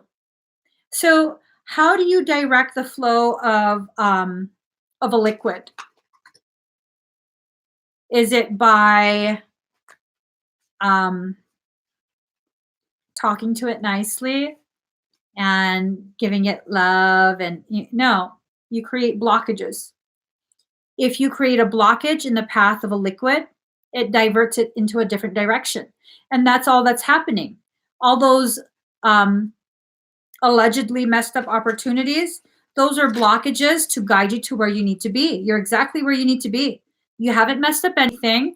Just because you have a very high expectation of yourself doesn't mean that expectation is fair or appropriate.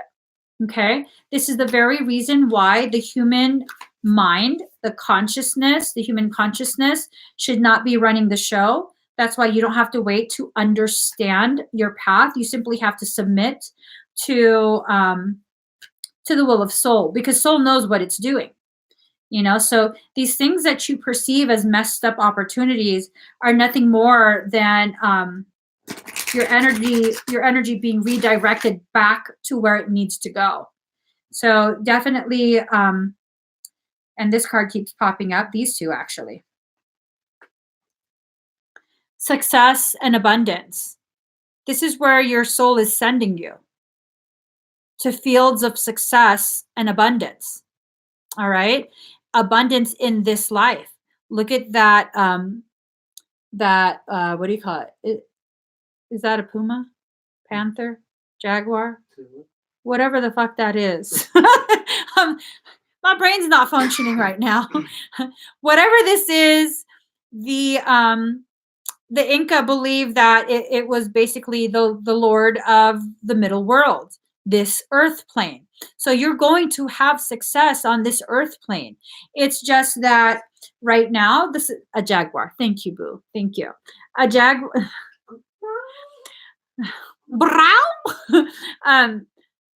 You're planning to climb that mountain, but you're saying it's a failure because all of this space is between you and that pinnacle. All you have to do is walk it. Okay, this is what your soul is telling you to do. You're still walking to the mountain. You haven't gotten to the mountain yet. You have experienced some rough terrain, but you haven't gotten to the part where you're going to climb yet. All right. So it's not a failure. It's just your expectation of your process, your organic process. Someone's eating Pizza Hut. Are one of you eating Pizza Hut pizza? I can taste and smell it. Whoever's eating Pizza Hut pizza, I'm jealous. That's so good. That's so good. It smells so good. It's whatever that oil blend they use. I'm going to pull you one more card, Desi. I'm told one more card, okay? Yeah.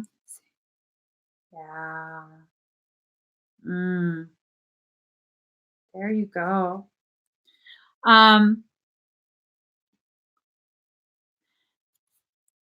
The work stuff needed to pause. The work stuff needed to pause, okay? You're going to be free from these unfair judgments of yourself. You are a perfectionist. You have such lofty expectations of yourself, and you're expecting yourself to fly high while being a jaguar. You have to allow yourself the time and the space to transform into something that can fly. And it's not fair. It's not fair for you to have that kind of expectation. Hold on really quick. I can feel your hurt and disappointment. You haven't failed. Ooh, there you go. I'm telling you the truth. You know I'm not going to spare your feelings. You know that. You know me enough to know I'm not going to spare your feelings. I will give you the blunt truth. And this is the blunt truth. You're being unfair with yourself. You're being very, very unfair with yourself. You're going through a process of purification. And here's the thing. I don't know the validity of this, but I found it beautiful anyways, even if it isn't actually what happens. What I read was that sunflowers will always face the sun. And on days where the sun is not shining, days where it's cloudy, the sunflowers will face each other. So right now you're depleted because you're going through a purification process. Oh, I'm holding the purification card. You're depleted because you're going through a purification process. And in this purification, you have to channel that sunflower energy, and face towards the other sunflowers, the other people who are within your field, who enjoy the type of work that you do, the project that you're doing. And this is not to interview them. This is not a work thing. It's more of you just allowing yourself to be around other sunflowers. 68% at 6:35. Okay. 68, 6, 3 plus 5 is 8. 68, 68. 6868. This is a mirroring. Allow yourself to mirror their enthusiasm again. You've lost your inspiration, and that doesn't mean you're never going to get it back. If you allow yourself to be a sunflower and face the other sunflowers who are still very much inspired on their path, then you'll find your inspiration again. This project's not done. It's not done. I hope you know that. It is not done. And it's going to be completed, but it's going to take a little bit more time than what was expected. Okay. I hope that helps you, Desi. I really can feel such intense emotion. And you typically are very, very good at keeping all of your emotions under wraps. And maybe that's it. Maybe that's it. Hold on. Where is it? I knew I should have pulled out that card. Here it is. Openness. You haven't been opening yourself. You've been trying to do a project about opening yourself to the potentialities, but you kept yourself closed. It needs to come out. Absolutely. It needs to come out. Oh, look. Once you regain your focus, your abundance will return to you. And in order for you to focus, you need to experience, and these are just where I cut the cards, connection. You have to dive deep into the waters of your own heart. You have to allow yourself to finally begin releasing these things that you've kept so very deeply buried within yourself all of your life. You cannot have a project of the soul be successful when you refuse to bear your own soul. That's a scary prospect. That's a very, very scary, very, very bold, courageous thing that will induce a tremendous amount of fear. But courage is not the absence of fear, right? Didn't we talk about that? Courage is not the absence of fear. Let me just. You've been existing on the surface level. And it's not that you're a shallow person. It's that you've refused to allow yourself to tap into the deep, deep aspects of who you are, the experiences that you've lived through, because these are very deep. These are very, very deep things that you yourself haven't yet swam to. So this is about your own personal process, leading you to the very things that help this project continue. And this project isn't just for you. You know that. This project is very much about humanity. This is a service to humanity, what you're doing. It's going to create a revolution. It's going to revolutionize the landscape of the human consciousness, and that's not an easy feat. And as they say, you are the change you're seeking. So unless you allow yourself to, share these aspects, you can't expect other people to be open to receive it. If you yourself cannot receive your truths, if you're not ready, that's okay. You have to be okay with that. There's a process you have to go through. You have to be okay with it. You have to show yourself the same kind of compassion you would show someone else. If I came to you crying about, I'm scared to go live, I don't want to share these things that I've lived through, 72% at 6:39. Man. Wow. 999. What you're experiencing is an act of preservation. The you that you know is dying and falling away so that you can be reborn in the truth of who you actually are and what you're here to do. Okay? That is a viscerally felt process. I don't care what people say about it. Oh, it's just a spiritual death. You feel it as though it's real. It's a very visceral experience, and you need time to mourn the death of the you that you thought you were.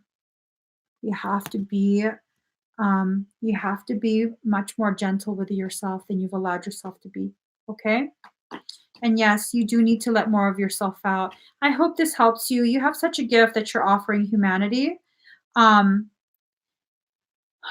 if you want to talk a little bit about what your project is, please do. Please share it with them. It's something that is super duper close to my own heart. Um, you're so talented. You're so talented, and you're bringing so much truth in such a cinematic way. And it's going to really help people to open their own consciousness. But first, you have to travel the path that you're attempting to lead people down. Okay? Please share what your project is. You guys, Bridging the Realm needs a little bit more funding to be able to bring this cinematic project to the rest of the world. Please do check out their channel, check out their profile. And if you have it, a feeling of resonance within your heart, please do reach out to them and offer a donation of whatever amount. Any amount helps. Any amount helps. Her project is just seriously profound. Profound. I cannot emphasize that enough. I try my best to kind of stay separate from other people's projects and businesses because of my own personal experiences. So when I talk about something and I like bring it to you guys, this is something with such a purity about it, and it has such a resonance to my own soul's purpose. Yeah, no, it's an important project. Bridging the Realm, it's such an important project. I hope more people become aware of the gravity of what you're doing and how much the price that you're paying for the awareness to present this in such a way that their hearts can accept, because you yourself are paying a very high personal price to serve. If you could share the GoFundMe link, I believe you have a link, right? If you could share that so people can check it out and see what your project is about, that would be awesome. That would be very awesome. Let's see.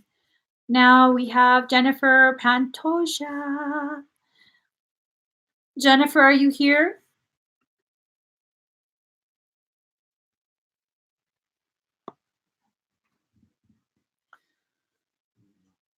Huh? She says thank you so much. You're welcome. You're very, very welcome. Don't lose hope. Okay? Don't lose hope. You just need a little bit time to rest and recover. You've been through a process. You've absolutely been through a process. All right, Jennifer is here.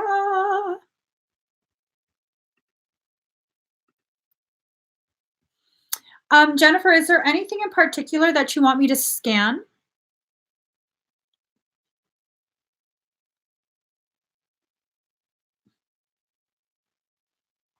Ooh.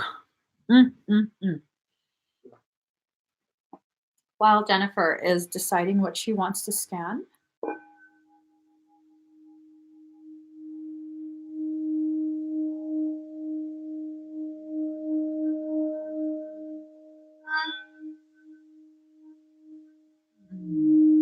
I love this sound. I want the knife. I want the knife. I don't know if you guys know what I'm referencing. Please. That tone is calibrated for the throat chakra. It is. Oh, I thought it said it. It doesn't say it. I collect knives too, Stanky Juju. So, Jennifer. Okay. Okay, I'll go ahead and scan everything.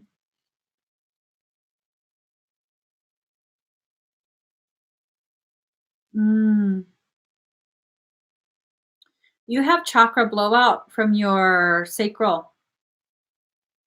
It blew out through the back, and there's a lot of very stagnant, thick, very, very thick um, energy. It's going through the whole spinal area. As you move around, the synovial fluid that's contained within, the spinal cord, um, it's it's um, it's spreading that really viscous, very thick, almost tar-like um, energy. It's a dark energy. It's been there for some time. Let's see.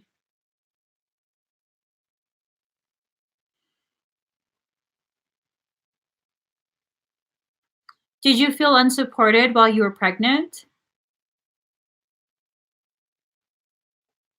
And I mean, just because you felt unsupported while you were pregnant doesn't necessarily mean you were unsupported. But if you felt that way, it could definitely lead to um, this circumstance, because it seems as though it's tied to a feeling of almost like inadequacy. I don't know if something was going on to make you feel as though maybe you're not as attractive when you're pregnant, or um, almost like, uh, I don't know if someone was saying or doing something that made you feel as though you had to compare yourself to other women.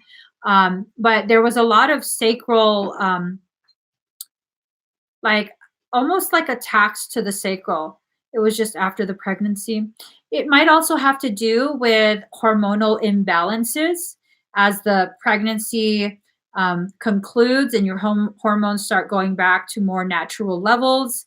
Um, it might be that that's what was going on, and something parasitic was attempting to enter, like take advantage of, the feelings that a new mother experiences, because people think that, you're pregnant, you give birth, your stomach goes back. No, you still look like you're about 4 or 5, 6 months pregnant after you give birth. There's a lot of stuff that is needing to go back into its place, and all of that. So it creates a very unstable feeling for many women, actually, not for some, but for many, unless you have a partner that is really present and really goes out of their way to reassure you even without you asking. This is what many women experience after giving birth, regardless of how healthy the relationship is with their partner. Many women do experience this, so it that's what the sense that I'm getting. um,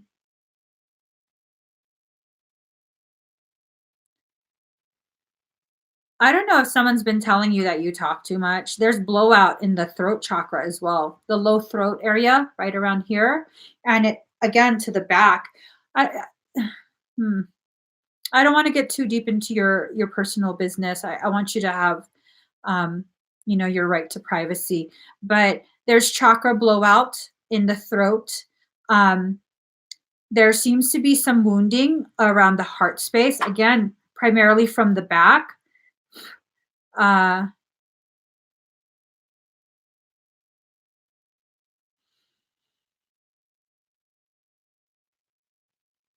your auric shield has quite a bit of marks on it, like dings. There were quite a bit of attempts to really affect you emotionally, and these were prolonged. Um, it's like this wasn't just one time. It wasn't just drama with one person that lasted a few days. This seems like it's something that probably is chronic. I don't know if you have conflict with someone, but it seems like it's a chronic type thing. Chronic, um, what do you call it? Like adversity. It's not necessarily, it doesn't feel necessarily like full on fighting all the time. But well, girl, you got chakra blowout from that. It's like even if you do talk a lot, you try and suppress so much, and so it blew out through the back. Um,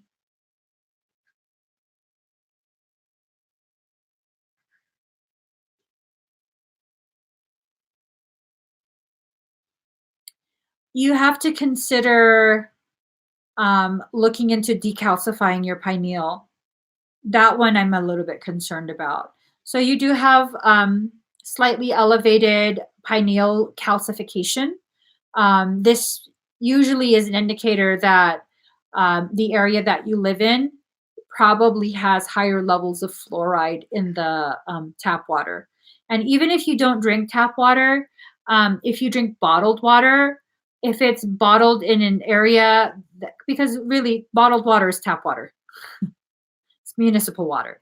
It's tap water. So if wherever they're bottling it has higher levels of fluoridation, then that's going to affect the pineal. And it's not just the water that you drink. If you take baths or showers often, all of this is absorbed transdermally, it's taken in through the skin.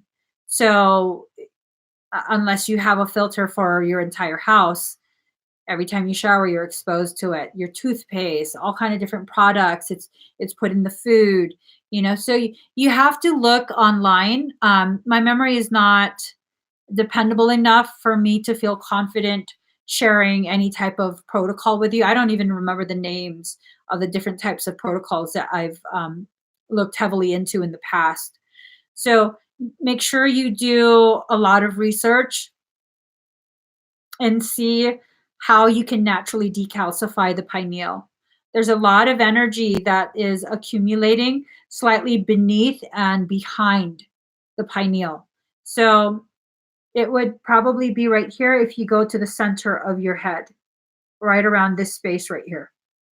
Okay, like right in the center of your nose, slightly below that, all the way into the center of your head. That's where I'm seeing the energy accumulate.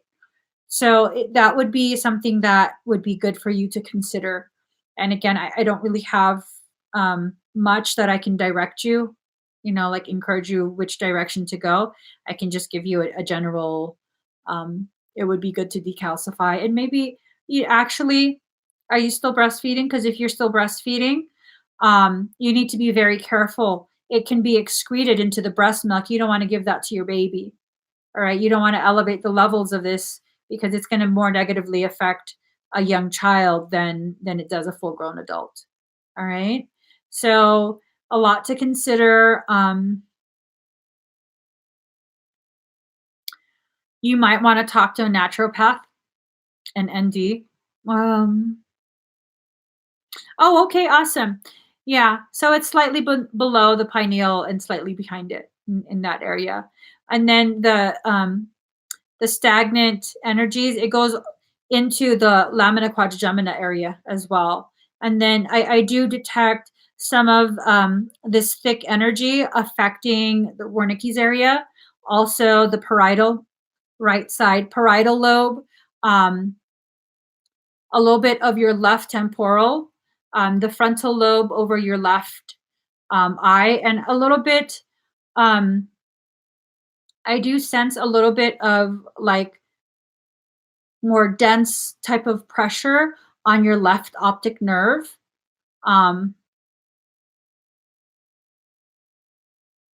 There's actually some accumulation of energies on all of your ocular. I wonder what that's about. Do you wear glasses? Oh, so you're not breastfeeding. Well, perfect then. You're free to do whatever you want, girl. I breastfed for a long ass time. Long ass time. A very long time. Oh, my kids, man. One after the other. One after the other. This fool had me like on a perpetual whelp cycle. Like, really though? Do we need this many? I mean, I love all my kids. I wouldn't trade them in, but it was like, damn, can we just take a break? But the first one. I know. My first one wouldn't nurse. I don't blame him either. I don't blame him. That was insane. You guys, it was so. When I tried to nurse my oldest, when he was a newborn, I tried to nurse him, and he'd go like this. He was scared of the boob. Yeah, it made me cry. Um, oh, okay. Your eyesight has been getting blurrier lately. Oh, wow. There's pressure that's building up. I don't know if you have maybe diabetes, something undiagnosed, some sort of cardiovascular, but there's pressure building in both your eyes.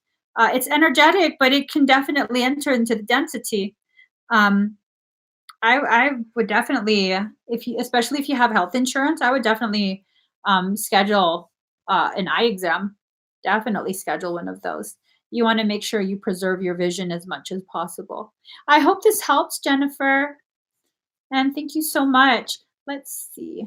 Can we close the link? Oh, yeah. Thank you. All right, Christina Vigliano.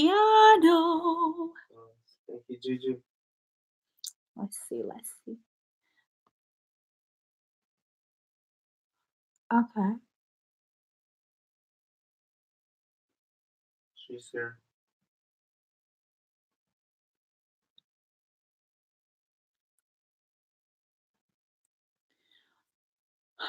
Juju, when you say what is it, bug door? When you say a bug door, are you speaking about a door that looks like a beetle, a scarab?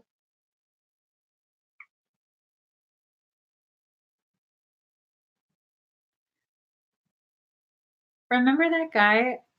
I am not scared. I'm not scared. Um, That sucks. he wasn't scared. Oh, a big door. Okay. The big door, does it glow?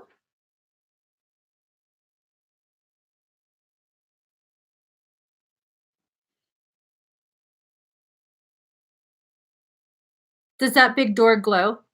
Like the perimeter of it? That's a Stargate.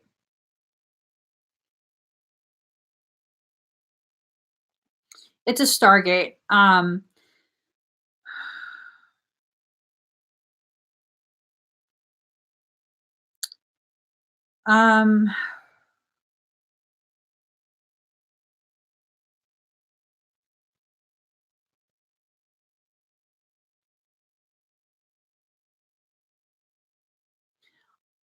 are you drawn? How do you feel about lions, big cats? Mm-hmm. You were there. That's why you dream of ancient Egypt too. It's a Stargate in ancient Egypt. Are you averse to? You're drawn to it, but you also, um, you've seen the cube.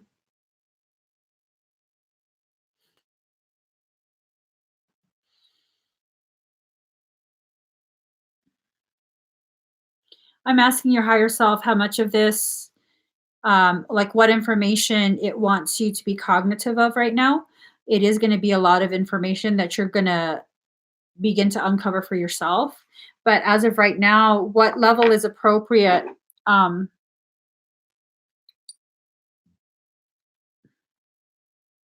what level is appropriate for your understanding? Hold on.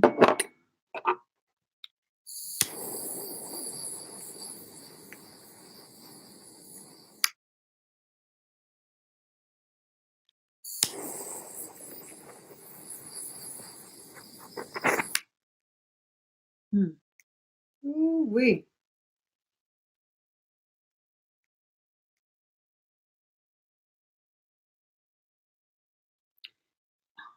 Are you drawn to the Sphinx?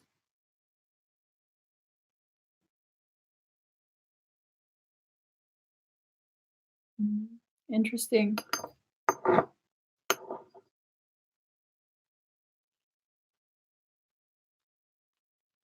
There was a chamber beneath the Sphinx where those like us worked in. We were confined in that chamber. A lot of papers, scribing, um, just a lot of stuff. A lot of stuff. And there was a Stargate, and we had to regulate what was allowed to be transported through the Stargate. 88% at 7 o'clock. There were records of time there. There were also records of creation. The time thing, the Stargate had the ability to distort the fabric of this time-space matrix. We live in a phantom matrix right now. So it had the ability to suspend the programming, fold the fabric, and transport you to a different time space. I wouldn't be surprised if you're also drawn to Lemuria and Atlantis, because that was the hub. It would first take you from Egypt area through to somewhere near Stonehenge area. Like, I don't know. First thing I heard was Ireland. I don't even know where Ireland is. Somewhere up there. It's just up there somewhere. And then it was either around up there or like Strait of Gibraltar area, depending on what was your next step. And then it would transport you to a whole different time and Atlantis or Lemuria. So yeah, it's tied to the Druids. They were the human stewards of that. So there were the human stewards, and then there were those who were like you and I, where we would we had the capability of shape-shifting, and this is not reptilian. It's more of a Lyran. I guess you could say it's a recessive Lyran trait. It comes from a specific lineage of Lyra, and we had the ability to shapeshift so that we could better integrate with the native populations of the areas and times that we would transport to. The sound is the key, and the sound is within the blood. Yeah, people say I look cat-like too. I'll knock shit off the table for no reason while I look at you. Yeah, my cat is an asshole. He's such an asshole, dude. Yeah, he will sit at the edge of the stove, and I'm like, get off the stove, because he knows I don't want to get up from the table while I'm doing my work. And he'll just look at me, and he's like, brow. He'll keep doing whatever the fuck he wants. Trying to turn on the stove. I said, go ahead, burn yourself. That's a gas stove, bro. But he's never successfully turned it on. I'm just saying. But yeah, what you're remembering is old lives. Those are memories coming back to you. Those are memories, and eventually it'll make sense. There's a lot of memories, a lot. So yes, Mau Mau, you are a fellow meow meow. Thank you, Juju Meow Meow. That is your full name. I hope that helps you. I hope that gives you some clarity. But with the keys and the sound, it has to do with resonance. It basically was that specific bloodline that was the key. It would filter, it would scan, and if you can't vibrate at the proper resonance, it will not set the tumblers to open the gate. Was that TMI? Or was that just TMI? That's fine. Unless you plan to. No, I shouldn't say that. Michael goes, that's not a good joke. That's not a good joke. Okay. I'm so cracking up. All right. Thank you, Juju. Meow, meow. Let me just fulfill this. Thank you. Thank you. Next, we have Melissa Bernard. All right. Let us see. Let us see. Oh, it's all the same deck. All right, girlfriend. I still remember Des. Okay, girlfriend.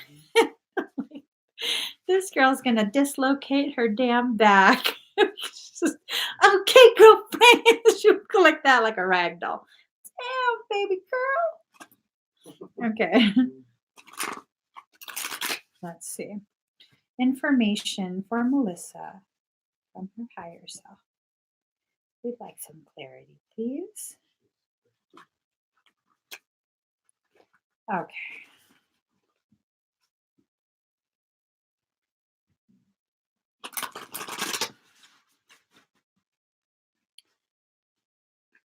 Okay, so you totally I was like, man, I'm totally gonna kick myself in the ass. I think those two cards I was supposed to pull out of the deck, and guess what? Those two cards were at the very bottom.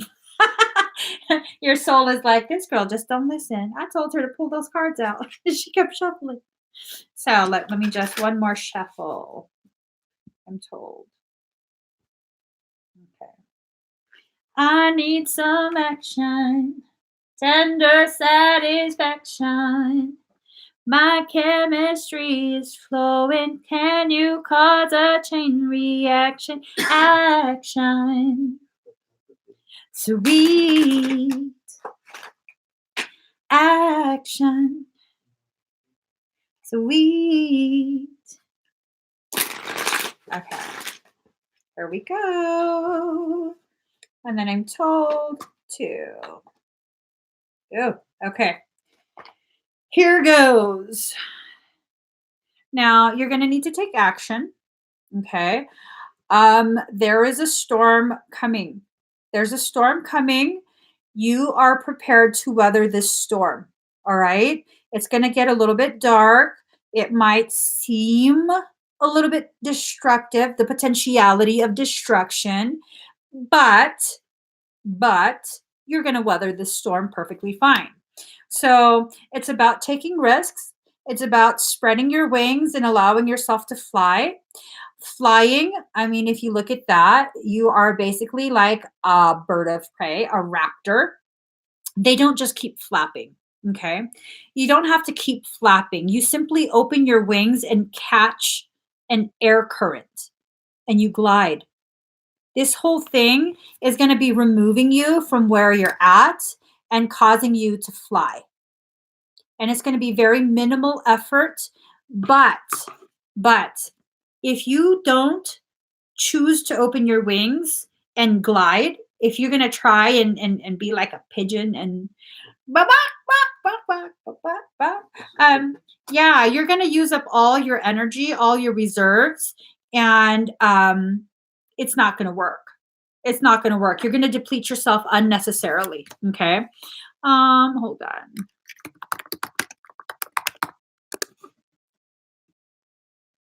A raptor is also defined as a bird of prey, an eagle, hawk, falcon, or owl. Thank you. So they are descendants of the raptors. And it's not just a velociraptor. That's just one genus. Anyways, so you're going to need to fly. All right. You're going to need to fly to get yourself out of that storm. And then once you do that, you will have stretched enough to be able to eat, find nourishment at the highest levels. You're going to be thriving. Okay.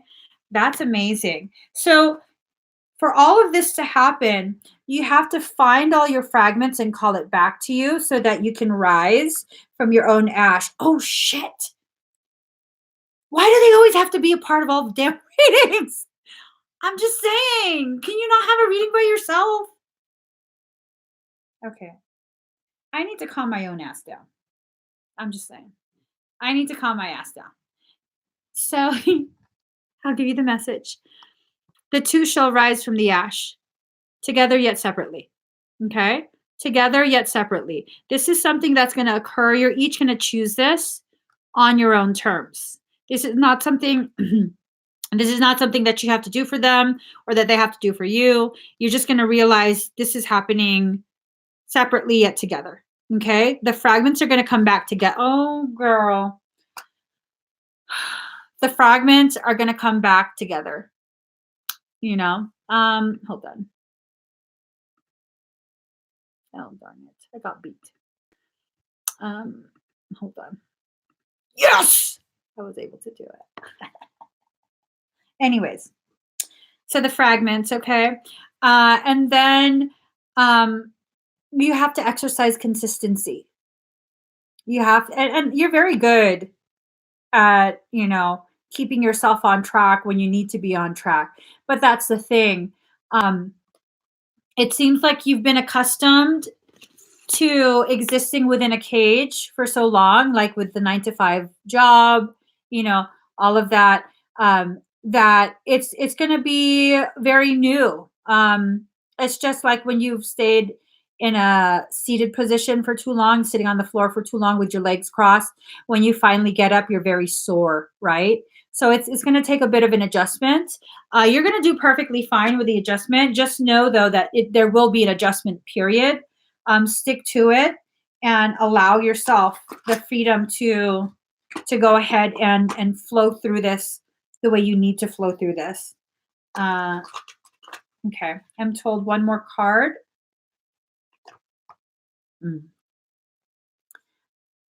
So make sure you give yourself enough time and space to mourn the death of your old self and old life. You're going to be having a brand new life this year. Something very, very different than what you are used to. Okay. A brand new life. So it's going to be an adventure. It feels like it's an adventure. It feels like you found um, one of your callings in life and you're already exploring the potentiality of that. I think you know what I mean. I feel the resonance within my chest. So definitely, what do you call it? Definitely give yourself time to go ahead and begin processing what is about to happen for you. It's going to be a completely new life this year. It's not going to happen right away, of course, but that's the trajectory that you're on. Okay. So let me see. I hope that helps, Melissa. Let's see. You closed the link, right? Uh-huh. Ooh, Claudia category. Let's see. Okay, perfect. Perfecto. You're welcome, Melissa.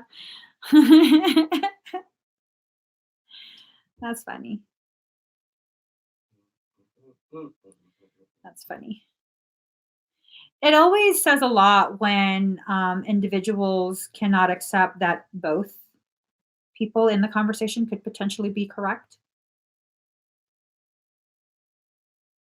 That says a lot. That absolutely says a lot. Hold on. All right. I'm going to go ahead and start scanning. I'm just going to play a song.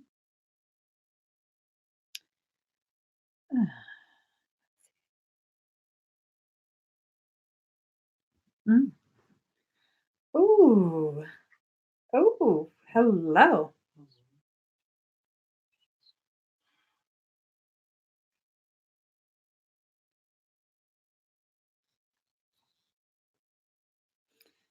Okay. This is so good. Hold on. No, we can't listen to this. Okay. Hold on.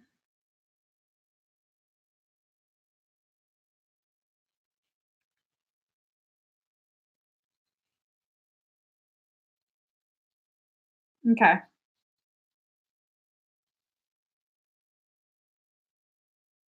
Hold on. I'm sorry. I'm looking for a song.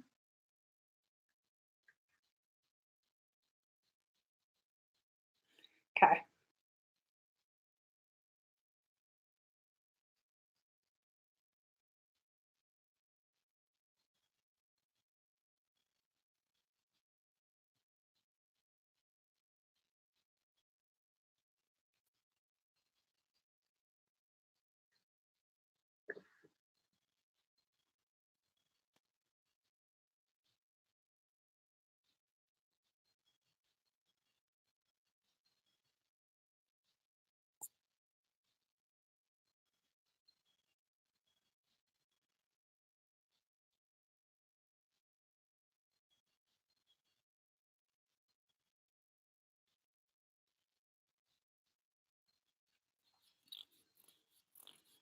I'm going to enter your abdominal space. Breathe, sending sedation. Shh.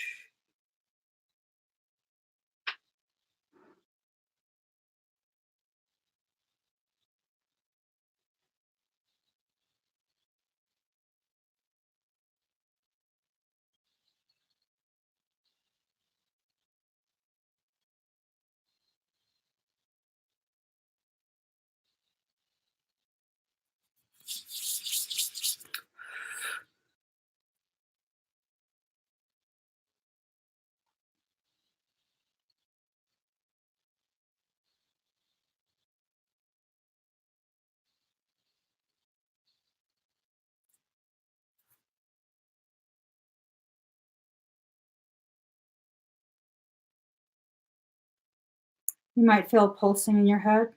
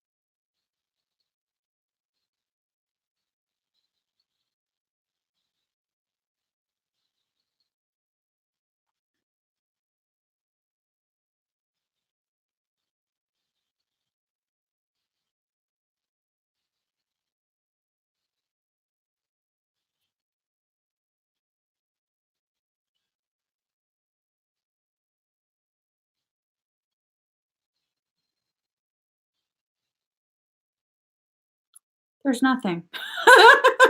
Like nothing. Nothing. No latchings, no nothing that nothing. That was so odd. Like odd in a good way though. Huh. There was something outside of your field? I even looked in your stomach.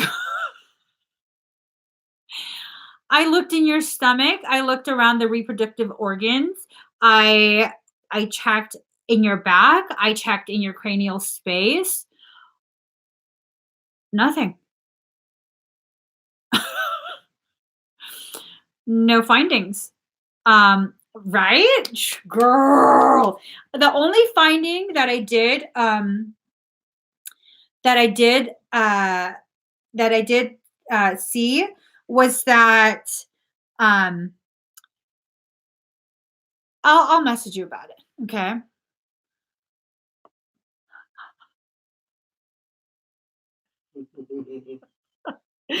There is a little bit, but you already told me you had eaten Filipino food. There is a little bit of inflammation, but there were no other like energetic findings. Um, I just kind of want to put this out there. I do invite people into my space, but I'm not okay with people trying to glean information off of me, trying to um, access my energy or any of that without my invitation to do so. That's I take that as a violation of my intimate space, my sacred space, and I don't take kindly to that. Okay. So I just kind of want to put that out there in case anyone isn't familiar with me and how I feel about respecting sovereign space. So, Claudia, let me message you the one thing so that I don't forget. Let me just message really quick. Boom, boom, boom, boom, boom, boom, boom, boom.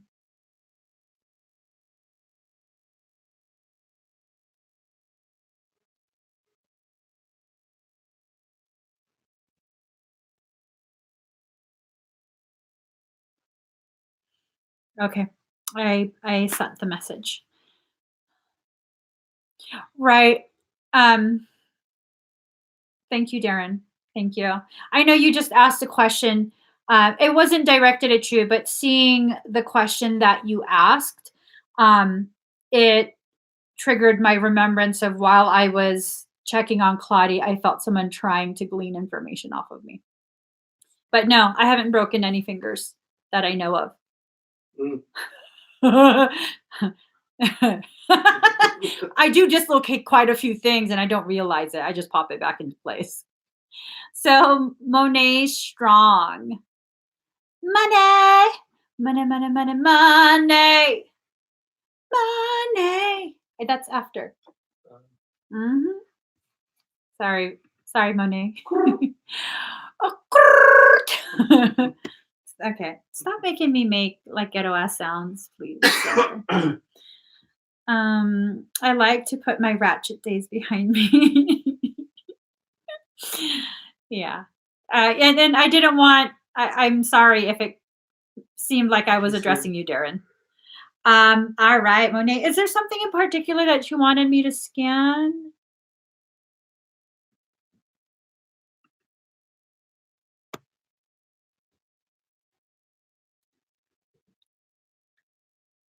You're welcome, Claudia. I don't know if I said you're welcome.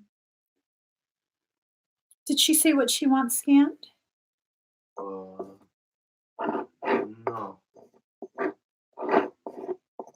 Just like here. Okay, we'll give her a little bit of time.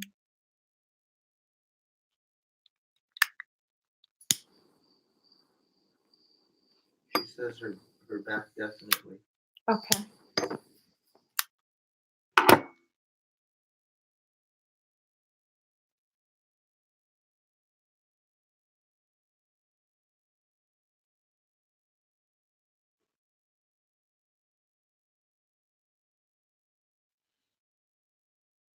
I'm seeing quite a bit of daggers. Primarily, I mean, it's basically all over your back, but the heaviest concentration of attempts um, would be like the upper right shoulder blade, um, slightly on the inside portion of the upper right shoulder blade, inside portion of the middle lower left shoulder blade, and right side of your sacrum from the iliac joint um, down the sacrum. Do you have pains in those areas? You have quite a few latchings as well. I'm trying to discern if someone was doing this to you intentionally.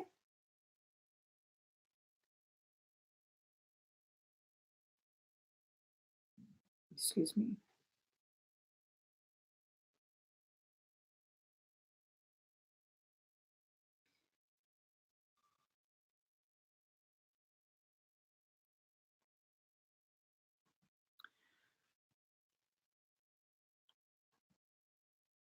I keep getting this feeling, but it's not super clear. So I hesitate to just make this type of statement. I want you to take what I say with a grain of salt, unless it really truly resonates with you. I want you to take it with a grain of salt, okay? A female has been very jealous. I don't know if she's using a poppet, which is basically a voodoo doll, or if this has to do with previous life and her jealousy, her envy of you has carried over into this life.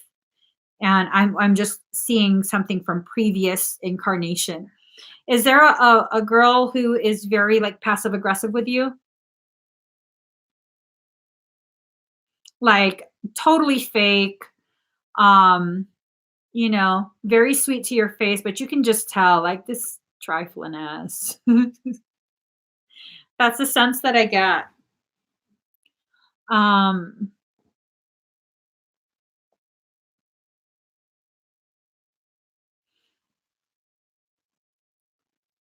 you have discomfort on the right side every day. It's primarily the right. Primarily the right. Um, it's almost like an attempt to disable you from being able to fully function. Because why else would they go for, the shoulder blades? That gives you mobility in your arms. Are you right-handed? Because then that would affect your range of motion, how much work you can accomplish. And then also with your sacrum, that has to do with stabilizing your ability to walk, to sit, to perform tasks. It's like an attempt to affect your ability to perform menial tasks, to be honest. um Looking at and there's a lot of latching towards the back right here. This doesn't feel like a friend, to be honest. It feels like someone at work. The man at your job, um does that person have like a more feminine type of energy, like a very catty, petty type of energy, but they try and hide it?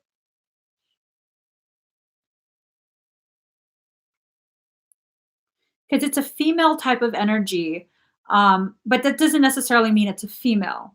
And this doesn't feel like a friend. It feels like a passive aggressive, can barely contain their jealousy. Yeah, see.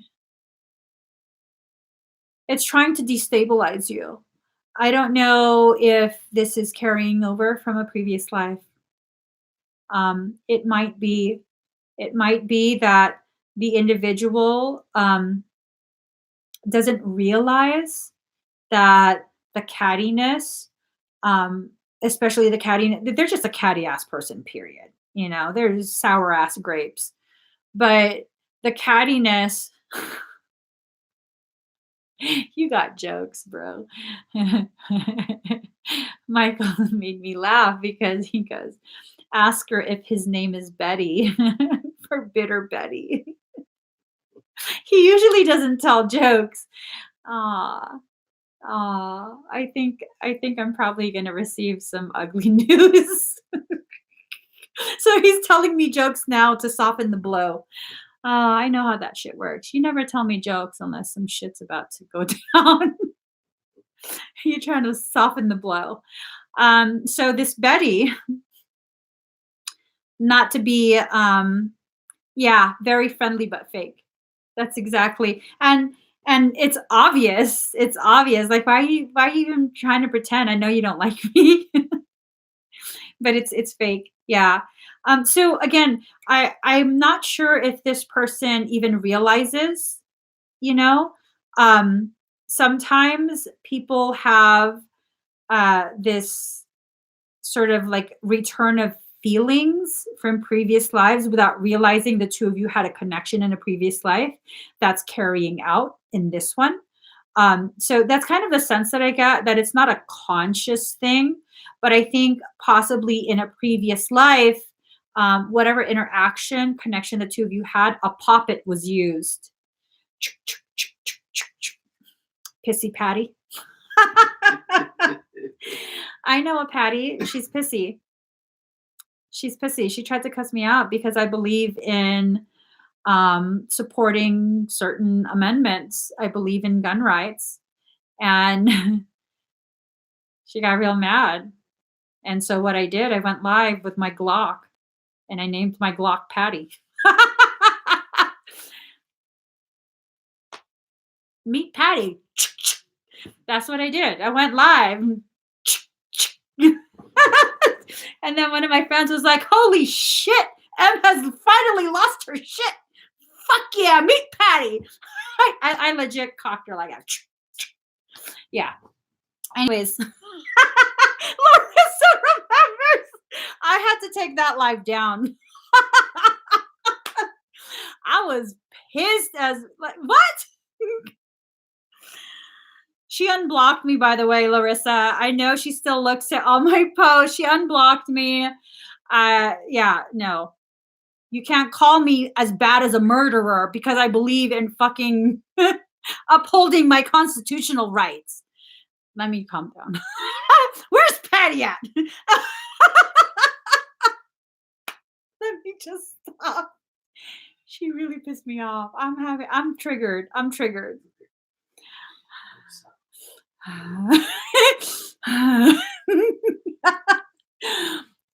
We're okay. We're okay. We're okay. So, Larissa, you could probably enter my circle of trust. You've seen that face of mine. My pissy patty face. Let's go ahead. So Monet, yeah, those are the findings. I would recommend a parasitic extraction. You do have quite a few latchings around the base of your skull, behind your ears, across your chest, also like around your liver and gallbladder area. That has to do with emotional energies being used to give you more struggle processing anger and resentment. You don't strike me as someone who is angry or resentful, but you do strike me as someone who very deeply buries a lot of your emotions because you don't want to inconvenience people with your process of processing. So be careful of that. You do have to make sure you process these emotions, allow yourself to feel. um, I do agree that you don't necessarily have to tell other people and make it such a huge visible thing if you're not comfortable with it. But you also shouldn't allow yourself to be shamed into not processing your own feelings about stuff. What's up? You want me to show you Patty? Mm-hmm. You weren't watching that live, were you? No, it wasn't. Yeah. I think he came in because that was when I was going live streaming inside the closet. Yeah. Okay, I was in a closet with a Glock. And then he goes, why you have the Glock in here? Because I had to go live. It's like, with a Glock? What the fuck are you talking about? hmm I was like, I need to show motherfuckers what's up. We got Oaklandish up in this closet. Okay. My husband had a sight on his, and then someone broke it. No, it was The laser. Yeah. The laser pointer. Excuse me. with a So flashlight. with a flashlight, and I was like, that's all cute and everything, but when you got a flashlight affixed to the end of your barrel, for me personally, if I was that wicked, I would just hide somewhere nice and shadowy and aim for where the flash. Obviously, if the flashlight's pointed over there, I just aim about 2 feet back, and I got you. I got you. Y'all don't. My whole tactical shit is just. Mary Spaziani, are you here? Mary Spaziani. You guys, I'm telling you, it ain't no joke, man. My daddy tried to raise me to be Sarah Connor. I'm like, I ain't even going for zombies. I'm just saying. We going full apocalypto. Okay. Okay. Don't worry, kids. Grandpa trained me for this moment. Let me just stop. Okay, Mary's here. Mary, is there anything in particular that you want me to read for? I'm not even kidding, guys. He taught me how to clean pistols. He taught me how to handle freaking fully automatic assault rifles. 12 gauge shotgun. Pistol grip pump action 12 gauge. Shit. I'm just saying. With my dainty ass wrist. I promise you, I don't care how dainty my wrist is. That shit is not breaking. I know how to handle me a 45 caliber. Okay. Mary? Mary, can you save me from my tangent, please? Is there anything, what's going to come up for you? All right. Yeah. Oh my God. Let me just finish shuffling this. Yeah, as if that wasn't enough. I also know how to grapple. I may be a lot smaller than you, but if I can get you on the ground, your whole fucking arm is mine. And your leg and a couple other body parts. Damn, Okay. All right, I'm sorry. I was just shuffling.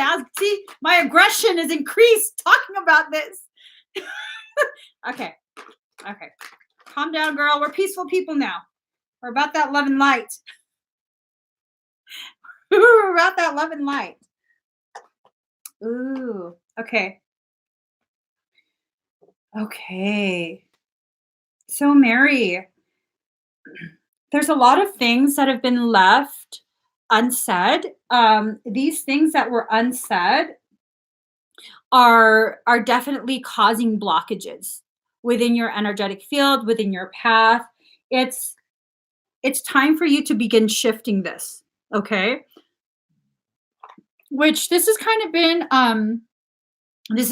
a theme for you the past few lives that you've joined me for. I do remember that this is kind of what your higher self keeps encouraging you to notice and partake in, a shifting to gain clarity. Okay, there have been blockages that have really separated you from your crown space and your personal power. And these things are very important for you to be able to find sustainable solutions for the challenges that you face, because the challenges that you face are significant ones. Okay, they're very significant ones. They involve other people, and so it makes it much more complicated. It's not a very cut and dry type of solution. It's going to be a dynamic solution that will take into consideration your needs as well as the needs of the other people that are involved.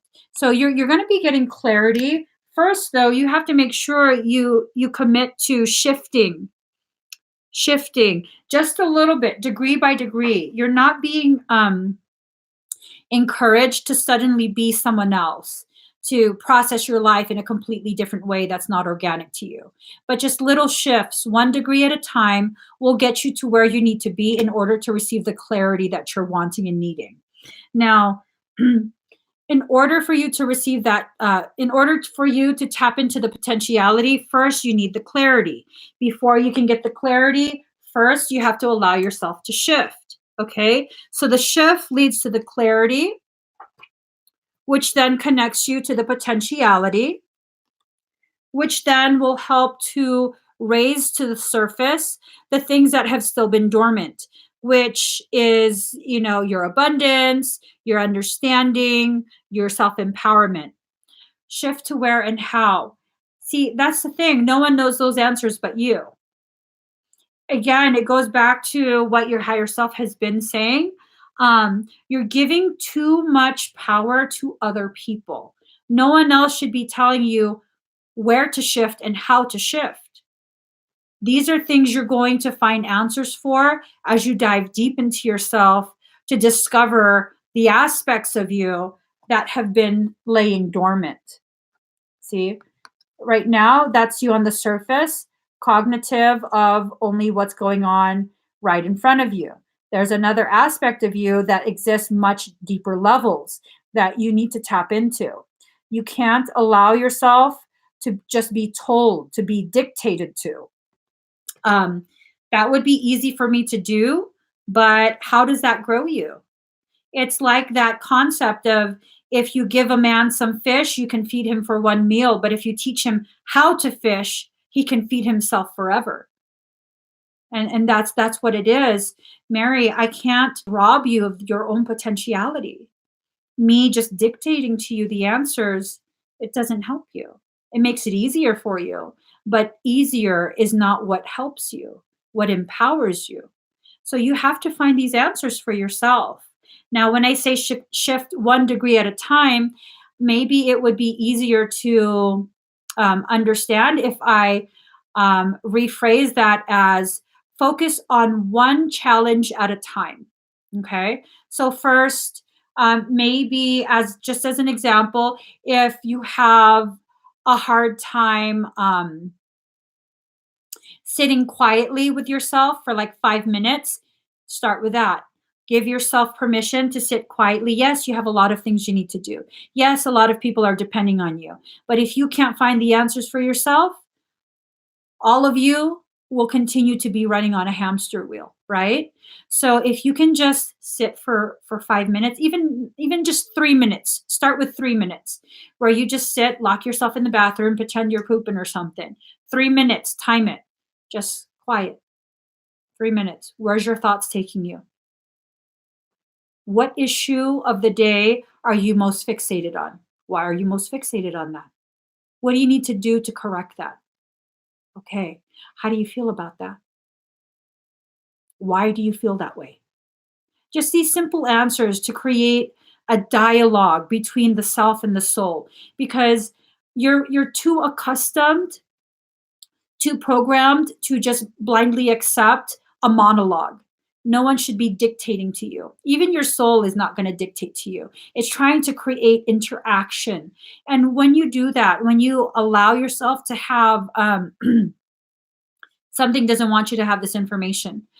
When you allow yourself to have dialogue between self and soul, you're reestablishing a connection, one built on trust. Your soul wants to provide for you. But if your conscious mind does not trust your soul, because you have a lot of struggles with trust, and I don't blame you. You've gone through a lot of things that absolutely would cause trust issues. Okay. So that's not some way or reason why you're broken or flawed. Not at all. This is a result of the environment you've been in, the circumstance you've survived. So you have to accept that for what it is. You can work on that slowly. It's a process. And the trust that you establish with your soul, that's one of the most important trust-based connections, because your soul can provide you the guidance. It can provide you the protection, the feeling of safety, of acceptance, of love. So you'll stop looking for things outside of you. Okay. And this is why you're looking for answers outside of you. You become very disconnected with your soul, with your higher self. It doesn't make you any less than anyone else. This is just an opportunity for you to identify some of the things that you need to work on first, that you need to observe first. It doesn't make you any less than anyone else. Okay? The disconnect, many people experience that disconnect between self and soul. Many, many people. So again, you are part of a very large group. This is the majority that experiences this. And now you're being positioned to prepare to reconnect. And it's that reconnection that's going to give you the clarity, that's going to establish a pathway to access higher levels of potentiality. Your soul is letting you know you're ready to heal. You're ready to heal. And this is something that's going to happen for you. But no one else is going to heal you but you. Anyone else who tries to tell you they can heal you is mistaken. I can facilitate your self-healing, but can I heal you? No. This is a self-healing journey that you're on. I can assist, but I cannot heal you. You have to choose to heal yourself. Okay? So the steps that you're taking right now is definitely leading to that. You're on the right path. So when you talk to your higher self, does it seem like you're talking to yourself? Do you feel kind of silly, like you're just talking to yourself and, what am I doing this for? This is crazy. I'm talking to myself. But it's not like you hear your voice, but it's like you hear your voice inside your head, not through your ears.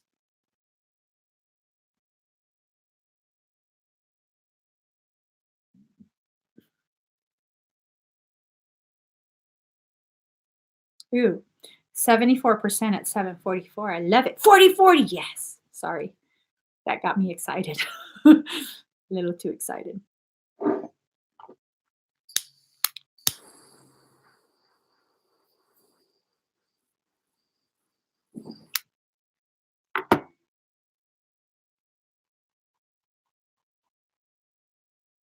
So you're talking to your higher self. If you feel like it's you answering yourself, you're talking to your higher self. People think that the higher self is something that is so highly evolved and will speak to you in a different way than how you speak to yourself.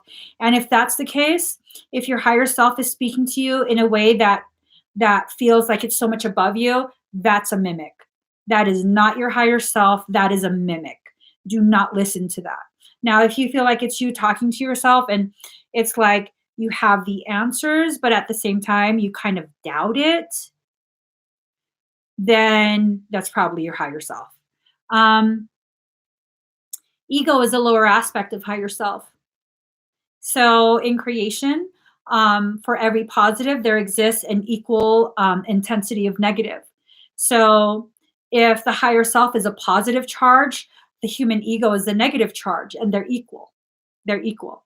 So start having that conversation. It might be the ego, it might be the higher self. Start conversing.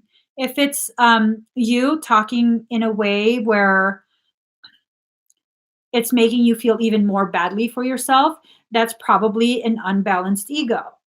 Now, are we supposed to destroy the ego and kill it? No. That's the other half of soul, right? That's a human counterpart of your spiritual aspect. Why would you ever try and destroy yourself? It exists for a reason. It creates balance. The only reason that ego can be detrimental is when it's not balanced, when it's allowed to take over. It's like giving the car keys to a toddler and putting them behind the wheel and letting them turn on the car and put it in gear. And that's one hell of a shit show about to take place. And one hell of a shit show. So you just, the ego has its purpose, but when we allow it to take over everything, that's when everything kind of turns to poop. So just talk to yourself, see where your thoughts lead you. You'll be surprised at how much you grow all on your own, just because you give yourself permission to grow, just because you open yourself to receiving information, receive support, all of that. Okay. So definitely keep at it, Mary. You're doing good. Your energy is already starting to shift. You're at a very dense level of frequency. It's rising. It's a slow process for you, but it's a steady process. It's better to have a slow and steady process than to spike up only to drop back down further lower, far lower than where you were at to begin with before you bounce back up to your resting state. Okay. You don't want to dip lower than where you were at. So slow and steady rise is very, very good. Very, very good. You're doing amazing, Mary. Don't get impatient with yourself. The changes, the positive changes for your life will come. You have to be patient with your process. Okay. There is no magic like if you do this next day. If someone promises you that, they are lying to you. Don't bother. You can do all of this on your own, slow and steady. Okay, slow and steady. You got this, Mary. So, yes, you don't want to go lower. It's okay to fluctuate, just like with your weight. It's okay to fluctuate a few pounds up and down, but you don't want to suddenly drop 100 pounds, suddenly gain 100 pounds, drop 100. You know what I mean? You don't want to do that. That's not healthy for you. It's going to be yo-yoing, and it's going to perpetuate more instability. Patience is the hardest. It is. It is. That is like such an oxymoron because being patient with correcting your impatience, but it's a process. It's a process. You'll get there. You'll definitely get there. I know you will. You will get there. All right. So let's see. Louise L. Sexy. So we have the okay. Louise, are you still here?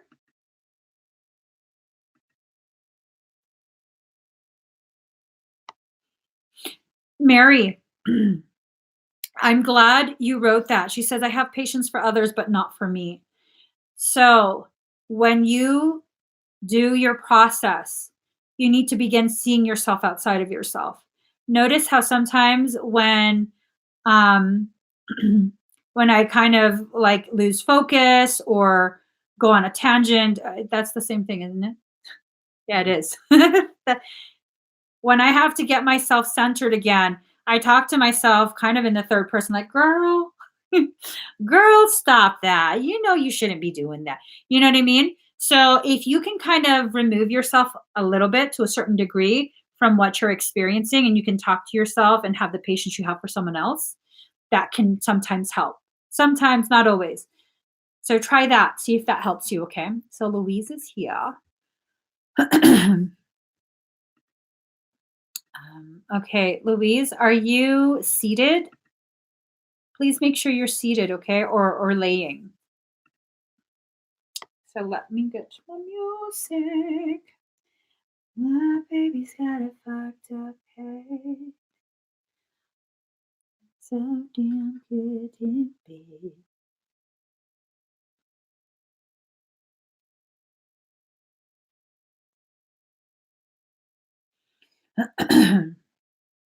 So,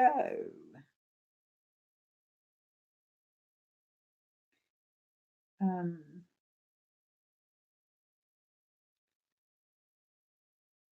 I'm just looking for a specific song.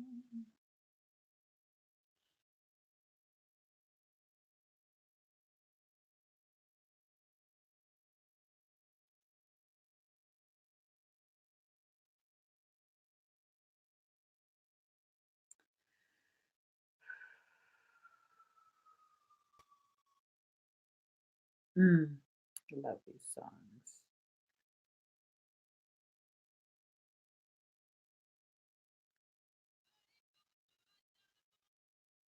Laid it down for you.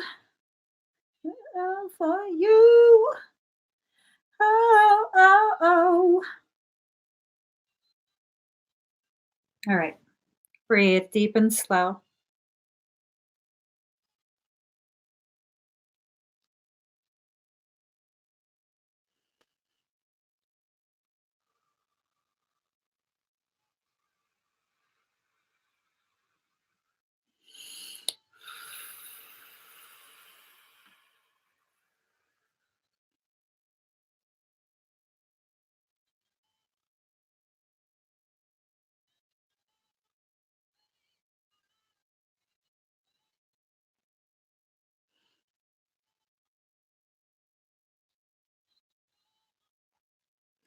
Louise, you might suddenly get dizzy. Just breathe.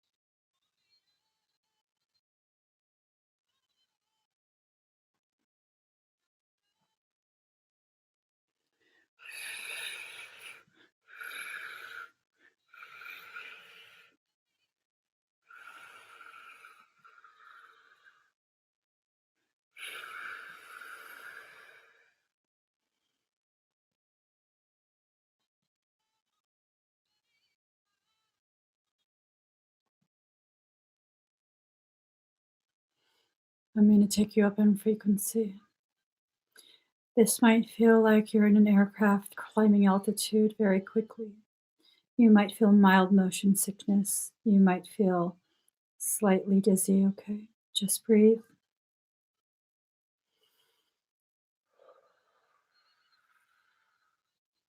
Initiating climb. 8D, 10D, 13D, 15D. Exiting matrix. 16D.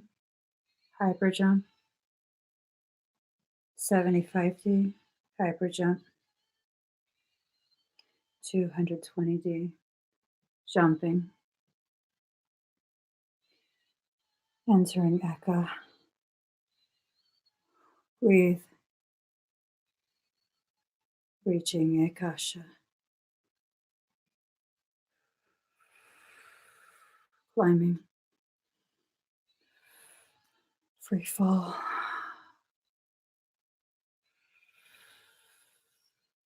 Entering matrix.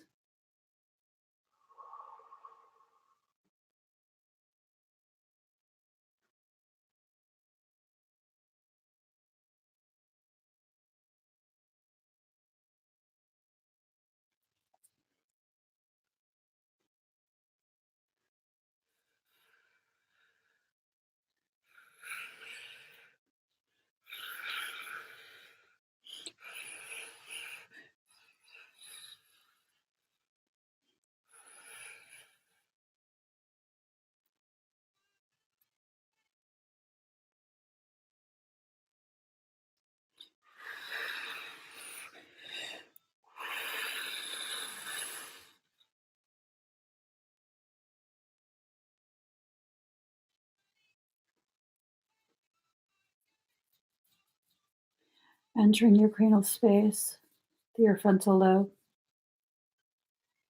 You might feel mild pressure and a sensation of expansion within your cranial space.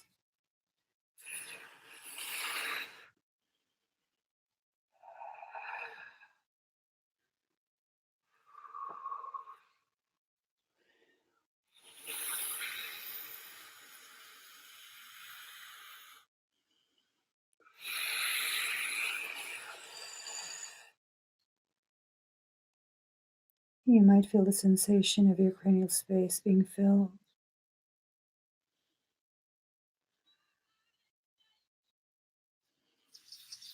Ice fire at the base of your skull, down your spine, activating your kundalini.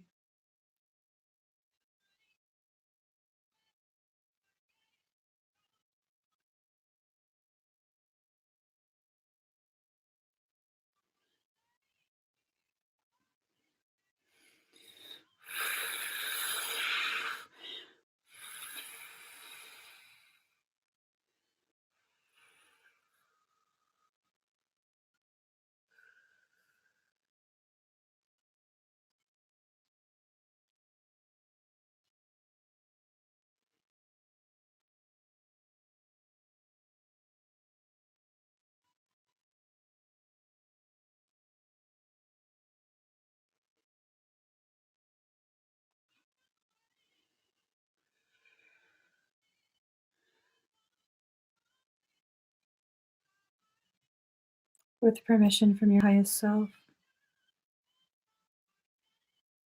Prime Creator would like to enter our space.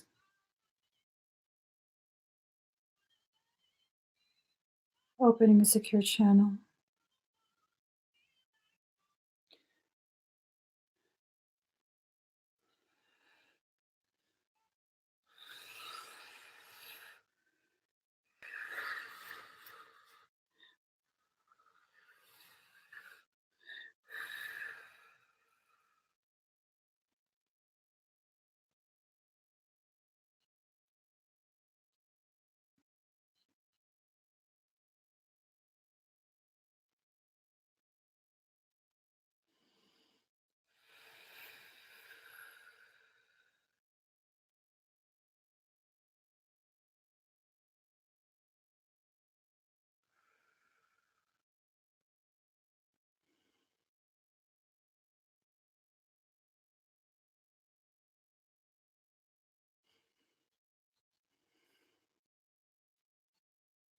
I can't maintain this frequency. I have to close the channel.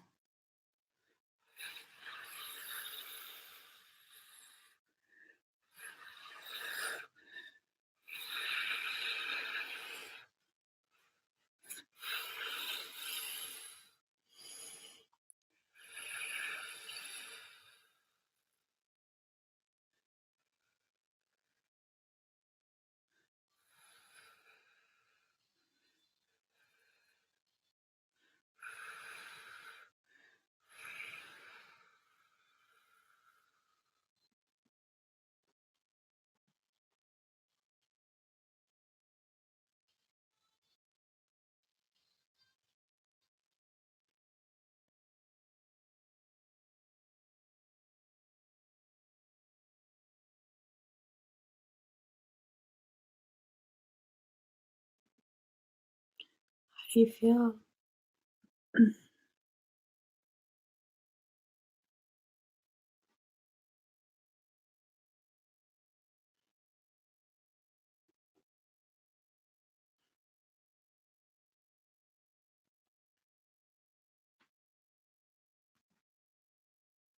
thank you.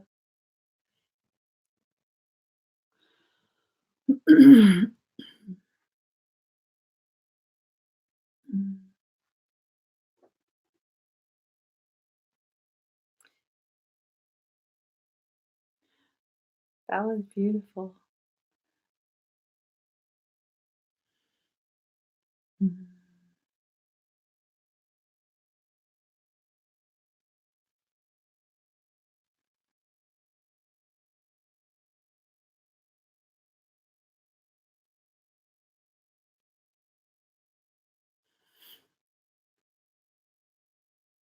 I'm like, let me go home.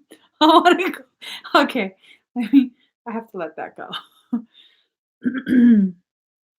um, thank you, Theodore.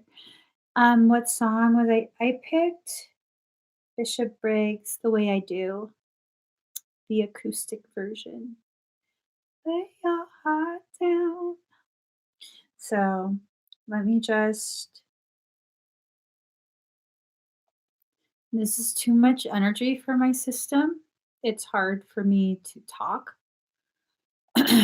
So, with permission from your guys' higher selves, I'm just going to discharge this energy.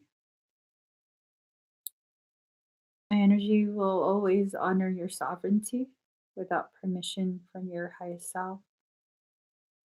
No energy will enter your space.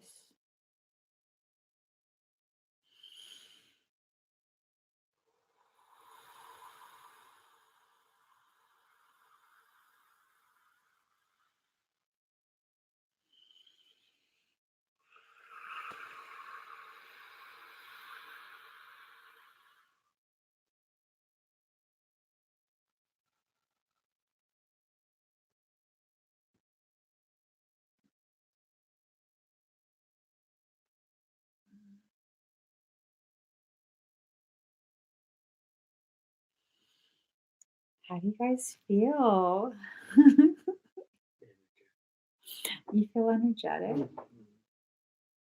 Mm. Hmm. I'm starting to sweat. I'm starting to sweat.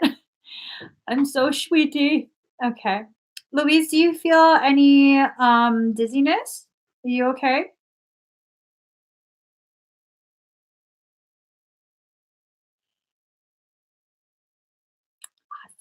Awesome. Awesome. So next we have moon chiclet. Moon chiclet. Moon chiclet. Moon chiclet. Moon chiclet. Lay your heart down. Lay it down for you. Lay it down for you. Oh, oh, oh. Still the devil. He don't know his name. Stay laying, okay, Louise? I don't want you falling over. You might feel an uptick of energy in a few minutes, like a huge surge. There's a little bit of a delay in the pathway to your field of awareness. So you might feel a huge surge in a few minutes, okay? Stay laying, please. All right, Chicky is here. Mhm. Let us do.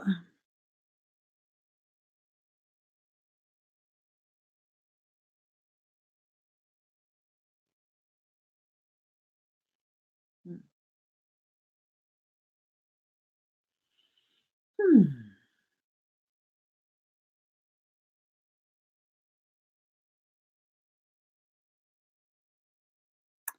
Um, Bitch better have my money. Not you. It's on my. I just saw the song. I'm sorry.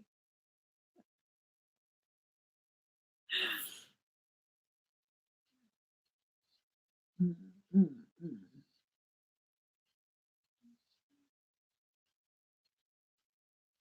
Okay. So let's get started with your chakras.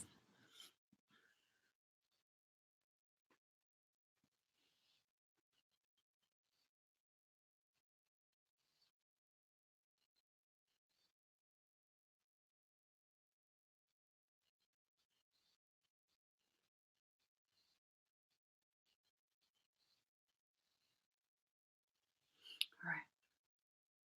Breathe deep and slow. We're going to correct your entire central chakra line simultaneously, okay? You might feel a sense of expansion in all directions and feel very floaty.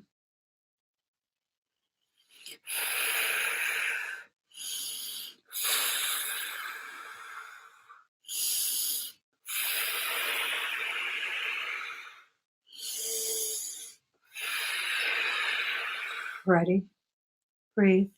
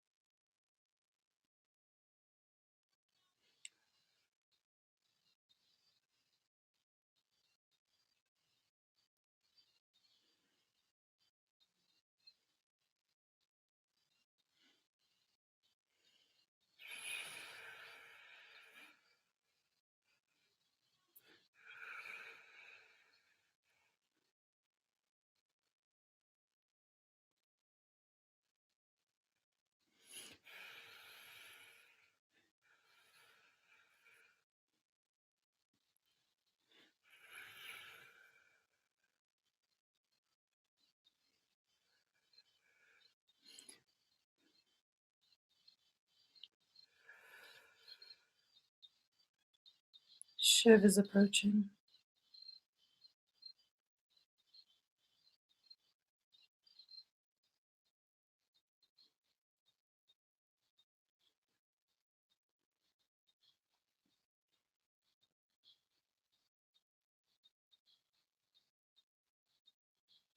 He's assisting with elevating the calibrations.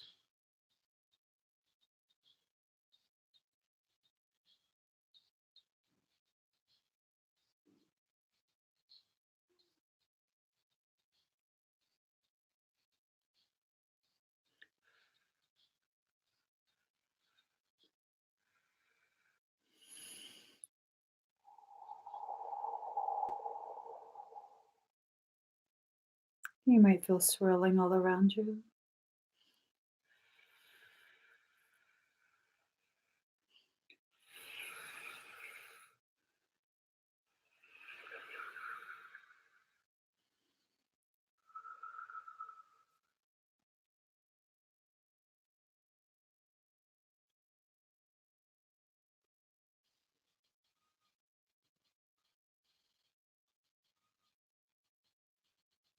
You might feel pulsating.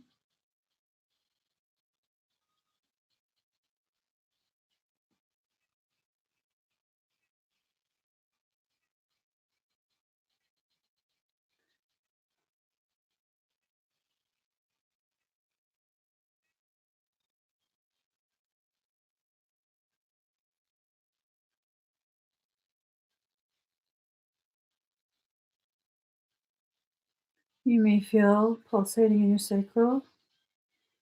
Your higher self says that you are ready. You are emotionally mature to harness Kalima energy.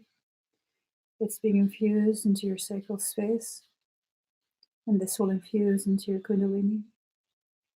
Shakti is going active.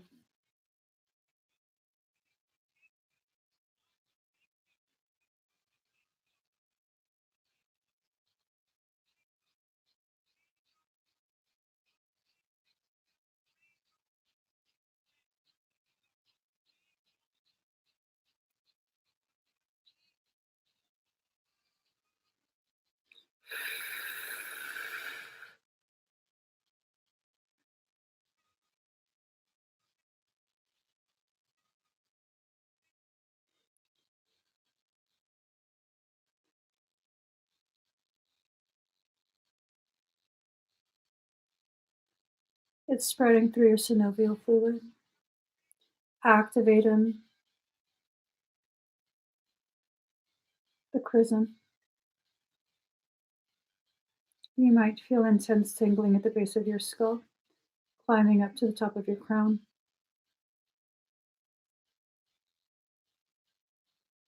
Shiv energy is exiting your space.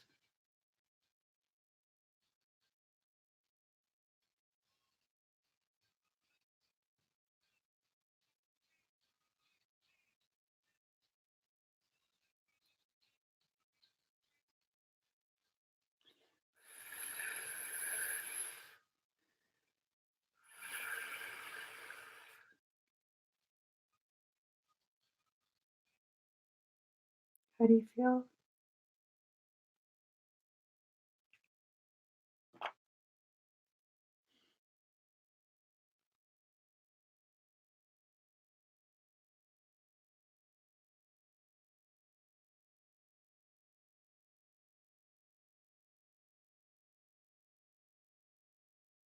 I don't know how to turn my phone off. There.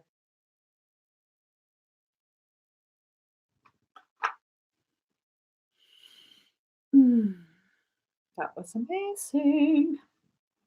Oh, ooh, God. I feel a lot too. I primarily feel my. Sorry, guys. This looks so weird. I got a butt cramp. I have to stretch it out. I got a butt cramp. Hold on. Hold on. Okay, like, look the other way, you guys. Don't watch me stretch my butt cramp. All right, there. It's better. So, that was a lot. I wasn't expecting. Oh yeah, I broke my toe. That shit looks all deformed. I'm so sorry, baby piggy. You have to just suck it up. I'll put some tape on you. So that was a lot of energy, a lot. Yeah, that was a lot. Marissa, look the other way. Avert your eyes. I apparently you were ready for it. I mean, obviously I don't keep tabs on you in your field. Um, but you were ready, emotionally, mentally ready. You were ripe. Your fruit was ripe. So yeah. I think this needed to probably happen as a part of your process that has already been kind of started. The ball for it has already started. It's about your spiritual path, about you moving forward, having the courage to do so, being able to communicate, all of that. It has to do with all of that. So I think this probably was one of the final components you needed to take the next step for that portion of your life journey and adventure. So definitely exciting times coming. Um, you you have a lot of beautiful things heading your way. Um, Shiv wants me to make it known to you he bows to you in reverence and feels honored that you would allow him to assist with this tonight. So yeah, oh my fucking toe still hurts. Oh my god, it hurts. What sounds funny? Did I miss a joke? Was it my pinky toe? Is that what sounds funny? I don't know. You said what? I want to laugh too. I'm serious. I want to laugh too. Tell me what to laugh about. So you guys, you know what? Let's do this. I'm gonna do another number war, just one. My husband is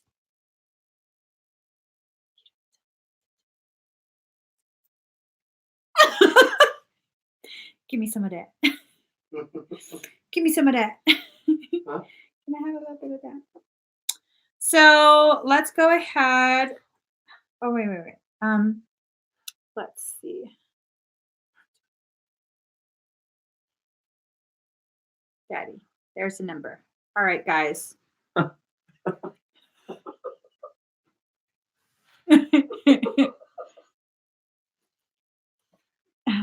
It's a Vicks vapor. Oh my God, you're so good. He sticks that up his nose. I stuck it up my nose too. We commingling. We married. We've definitely commingled. Let me just stop. Ooh. Oh, you didn't catch that till now, did you? Man. Oh, my heart.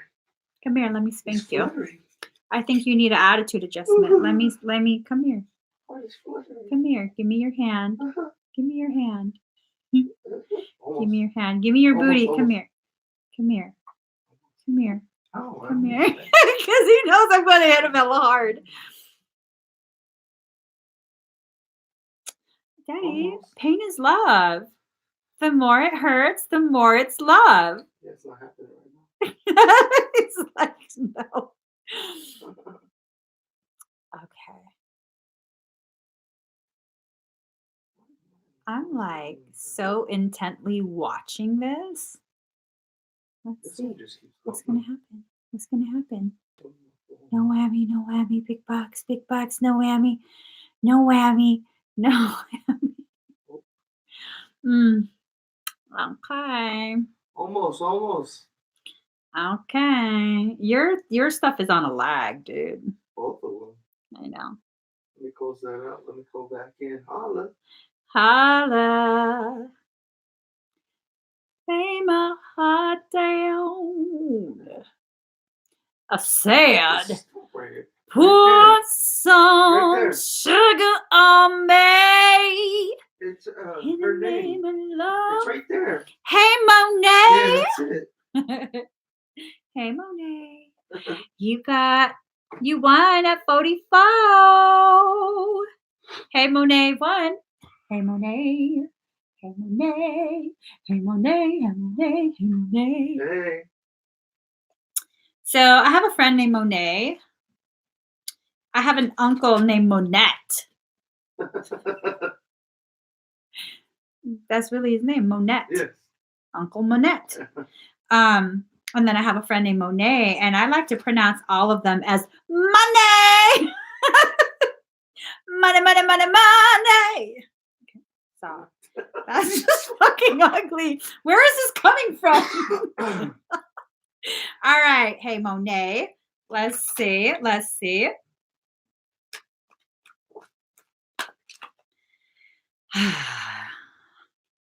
Monet. One of my friends, her name is Bella Monet.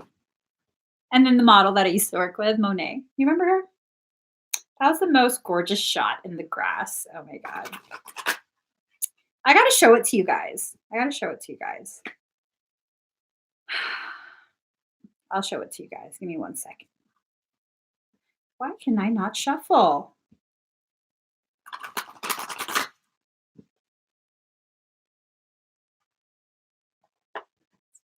Ooh. Excuse me. Ooh, you got some aquatic dragon action. Okay. I needed to grab my hair to get better clarity. You got some aquatic dragon action here. I'm just saying. Okay, something is needing to be calibrated. Um, there are aspects of your journey that need to be revised. Um,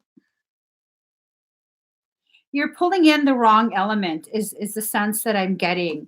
Um, you have to know, you have to allow yourself to discern what your strength actually is, and then utilize that to revise your plan of action.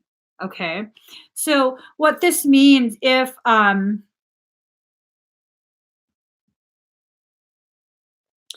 your strength is something that is more, I guess you could say, in the fiery element, that's where your strength is, then there's no point in trying to be watery. That dilutes your actual power. Does that make sense? So you're needing to shift something, adjust it, in your life, because you're not efficiently using your potentiality. It's not that you're failing, it's just you're not efficiently using it. Once you do this, once you're able to revise whatever it is that is needing revision, it's going to initiate magnetism, and it's going to bring to you the very thing you're trying to manifest. It's going to happen real quick. Almost like catching lightning in a bottle, real quick, just real quick, boom, it's done. But you have to make sure, hi Jenna Rosemary, you have to make sure that you make the necessary revisions. Be very honest about how you see yourself. Find out what areas are your strengths and what areas are your weaknesses.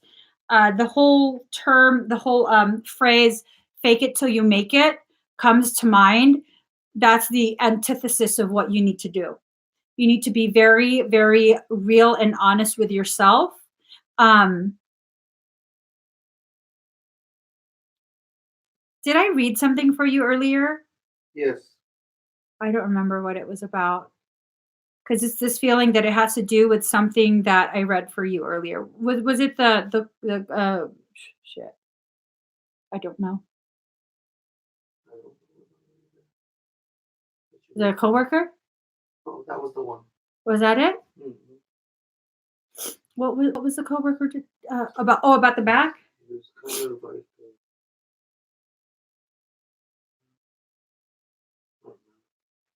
I don't remember either. Shit. Oh, we make such a perfect couple. This is why we don't stay mad at each other. We don't remember. We don't remember our anniversary. Oh, I knew after. At least you remember, though. I said like this. I said like this. Oh, the friendly but fake. That's right. Yeah. We never remember our anniversary. We never celebrate it. The catty coworker. I think it ties to that. If you're trying to accomplish something at work, like trying to get a promotion or something, you have to revise your plan of action. It feels like it ties to something at work, and that coworker. Okay, so you're going to bring all of this to you, but you have to be honest with yourself about stuff. And it's not that you're in denial, it's that you're trying to put too much emphasis on something that really, you just got a promotion. Well, shit, there you go, girl. There you go. You might get another one. Okay, you might get another one. This might be something where in like a month or so, maybe 2 months, you might really be comfortable and excelling in the position you got just now, and another position opens up. That's what I'm saying. It's like it happens really quickly, just like that. Once everything aligns and you recognize what your strength is, it might be that you are transferring to a different department or something like that. But it's definitely a sense that more good things are going to come to you. and you just have to align yourself. It doesn't feel like there's anything horrible, horrible going on right now, but there's always space for more goodness to enter. All right. So I am done hearing myself talk. I've kind of reached the threshold of hearing my own voice. Thank you guys so much for sharing this space with me. Please do give this video a thumbs up. If you haven't already, please do subscribe, turn on the notification bell, join me every single time I'm live. What else should I say? Oh, bye guys.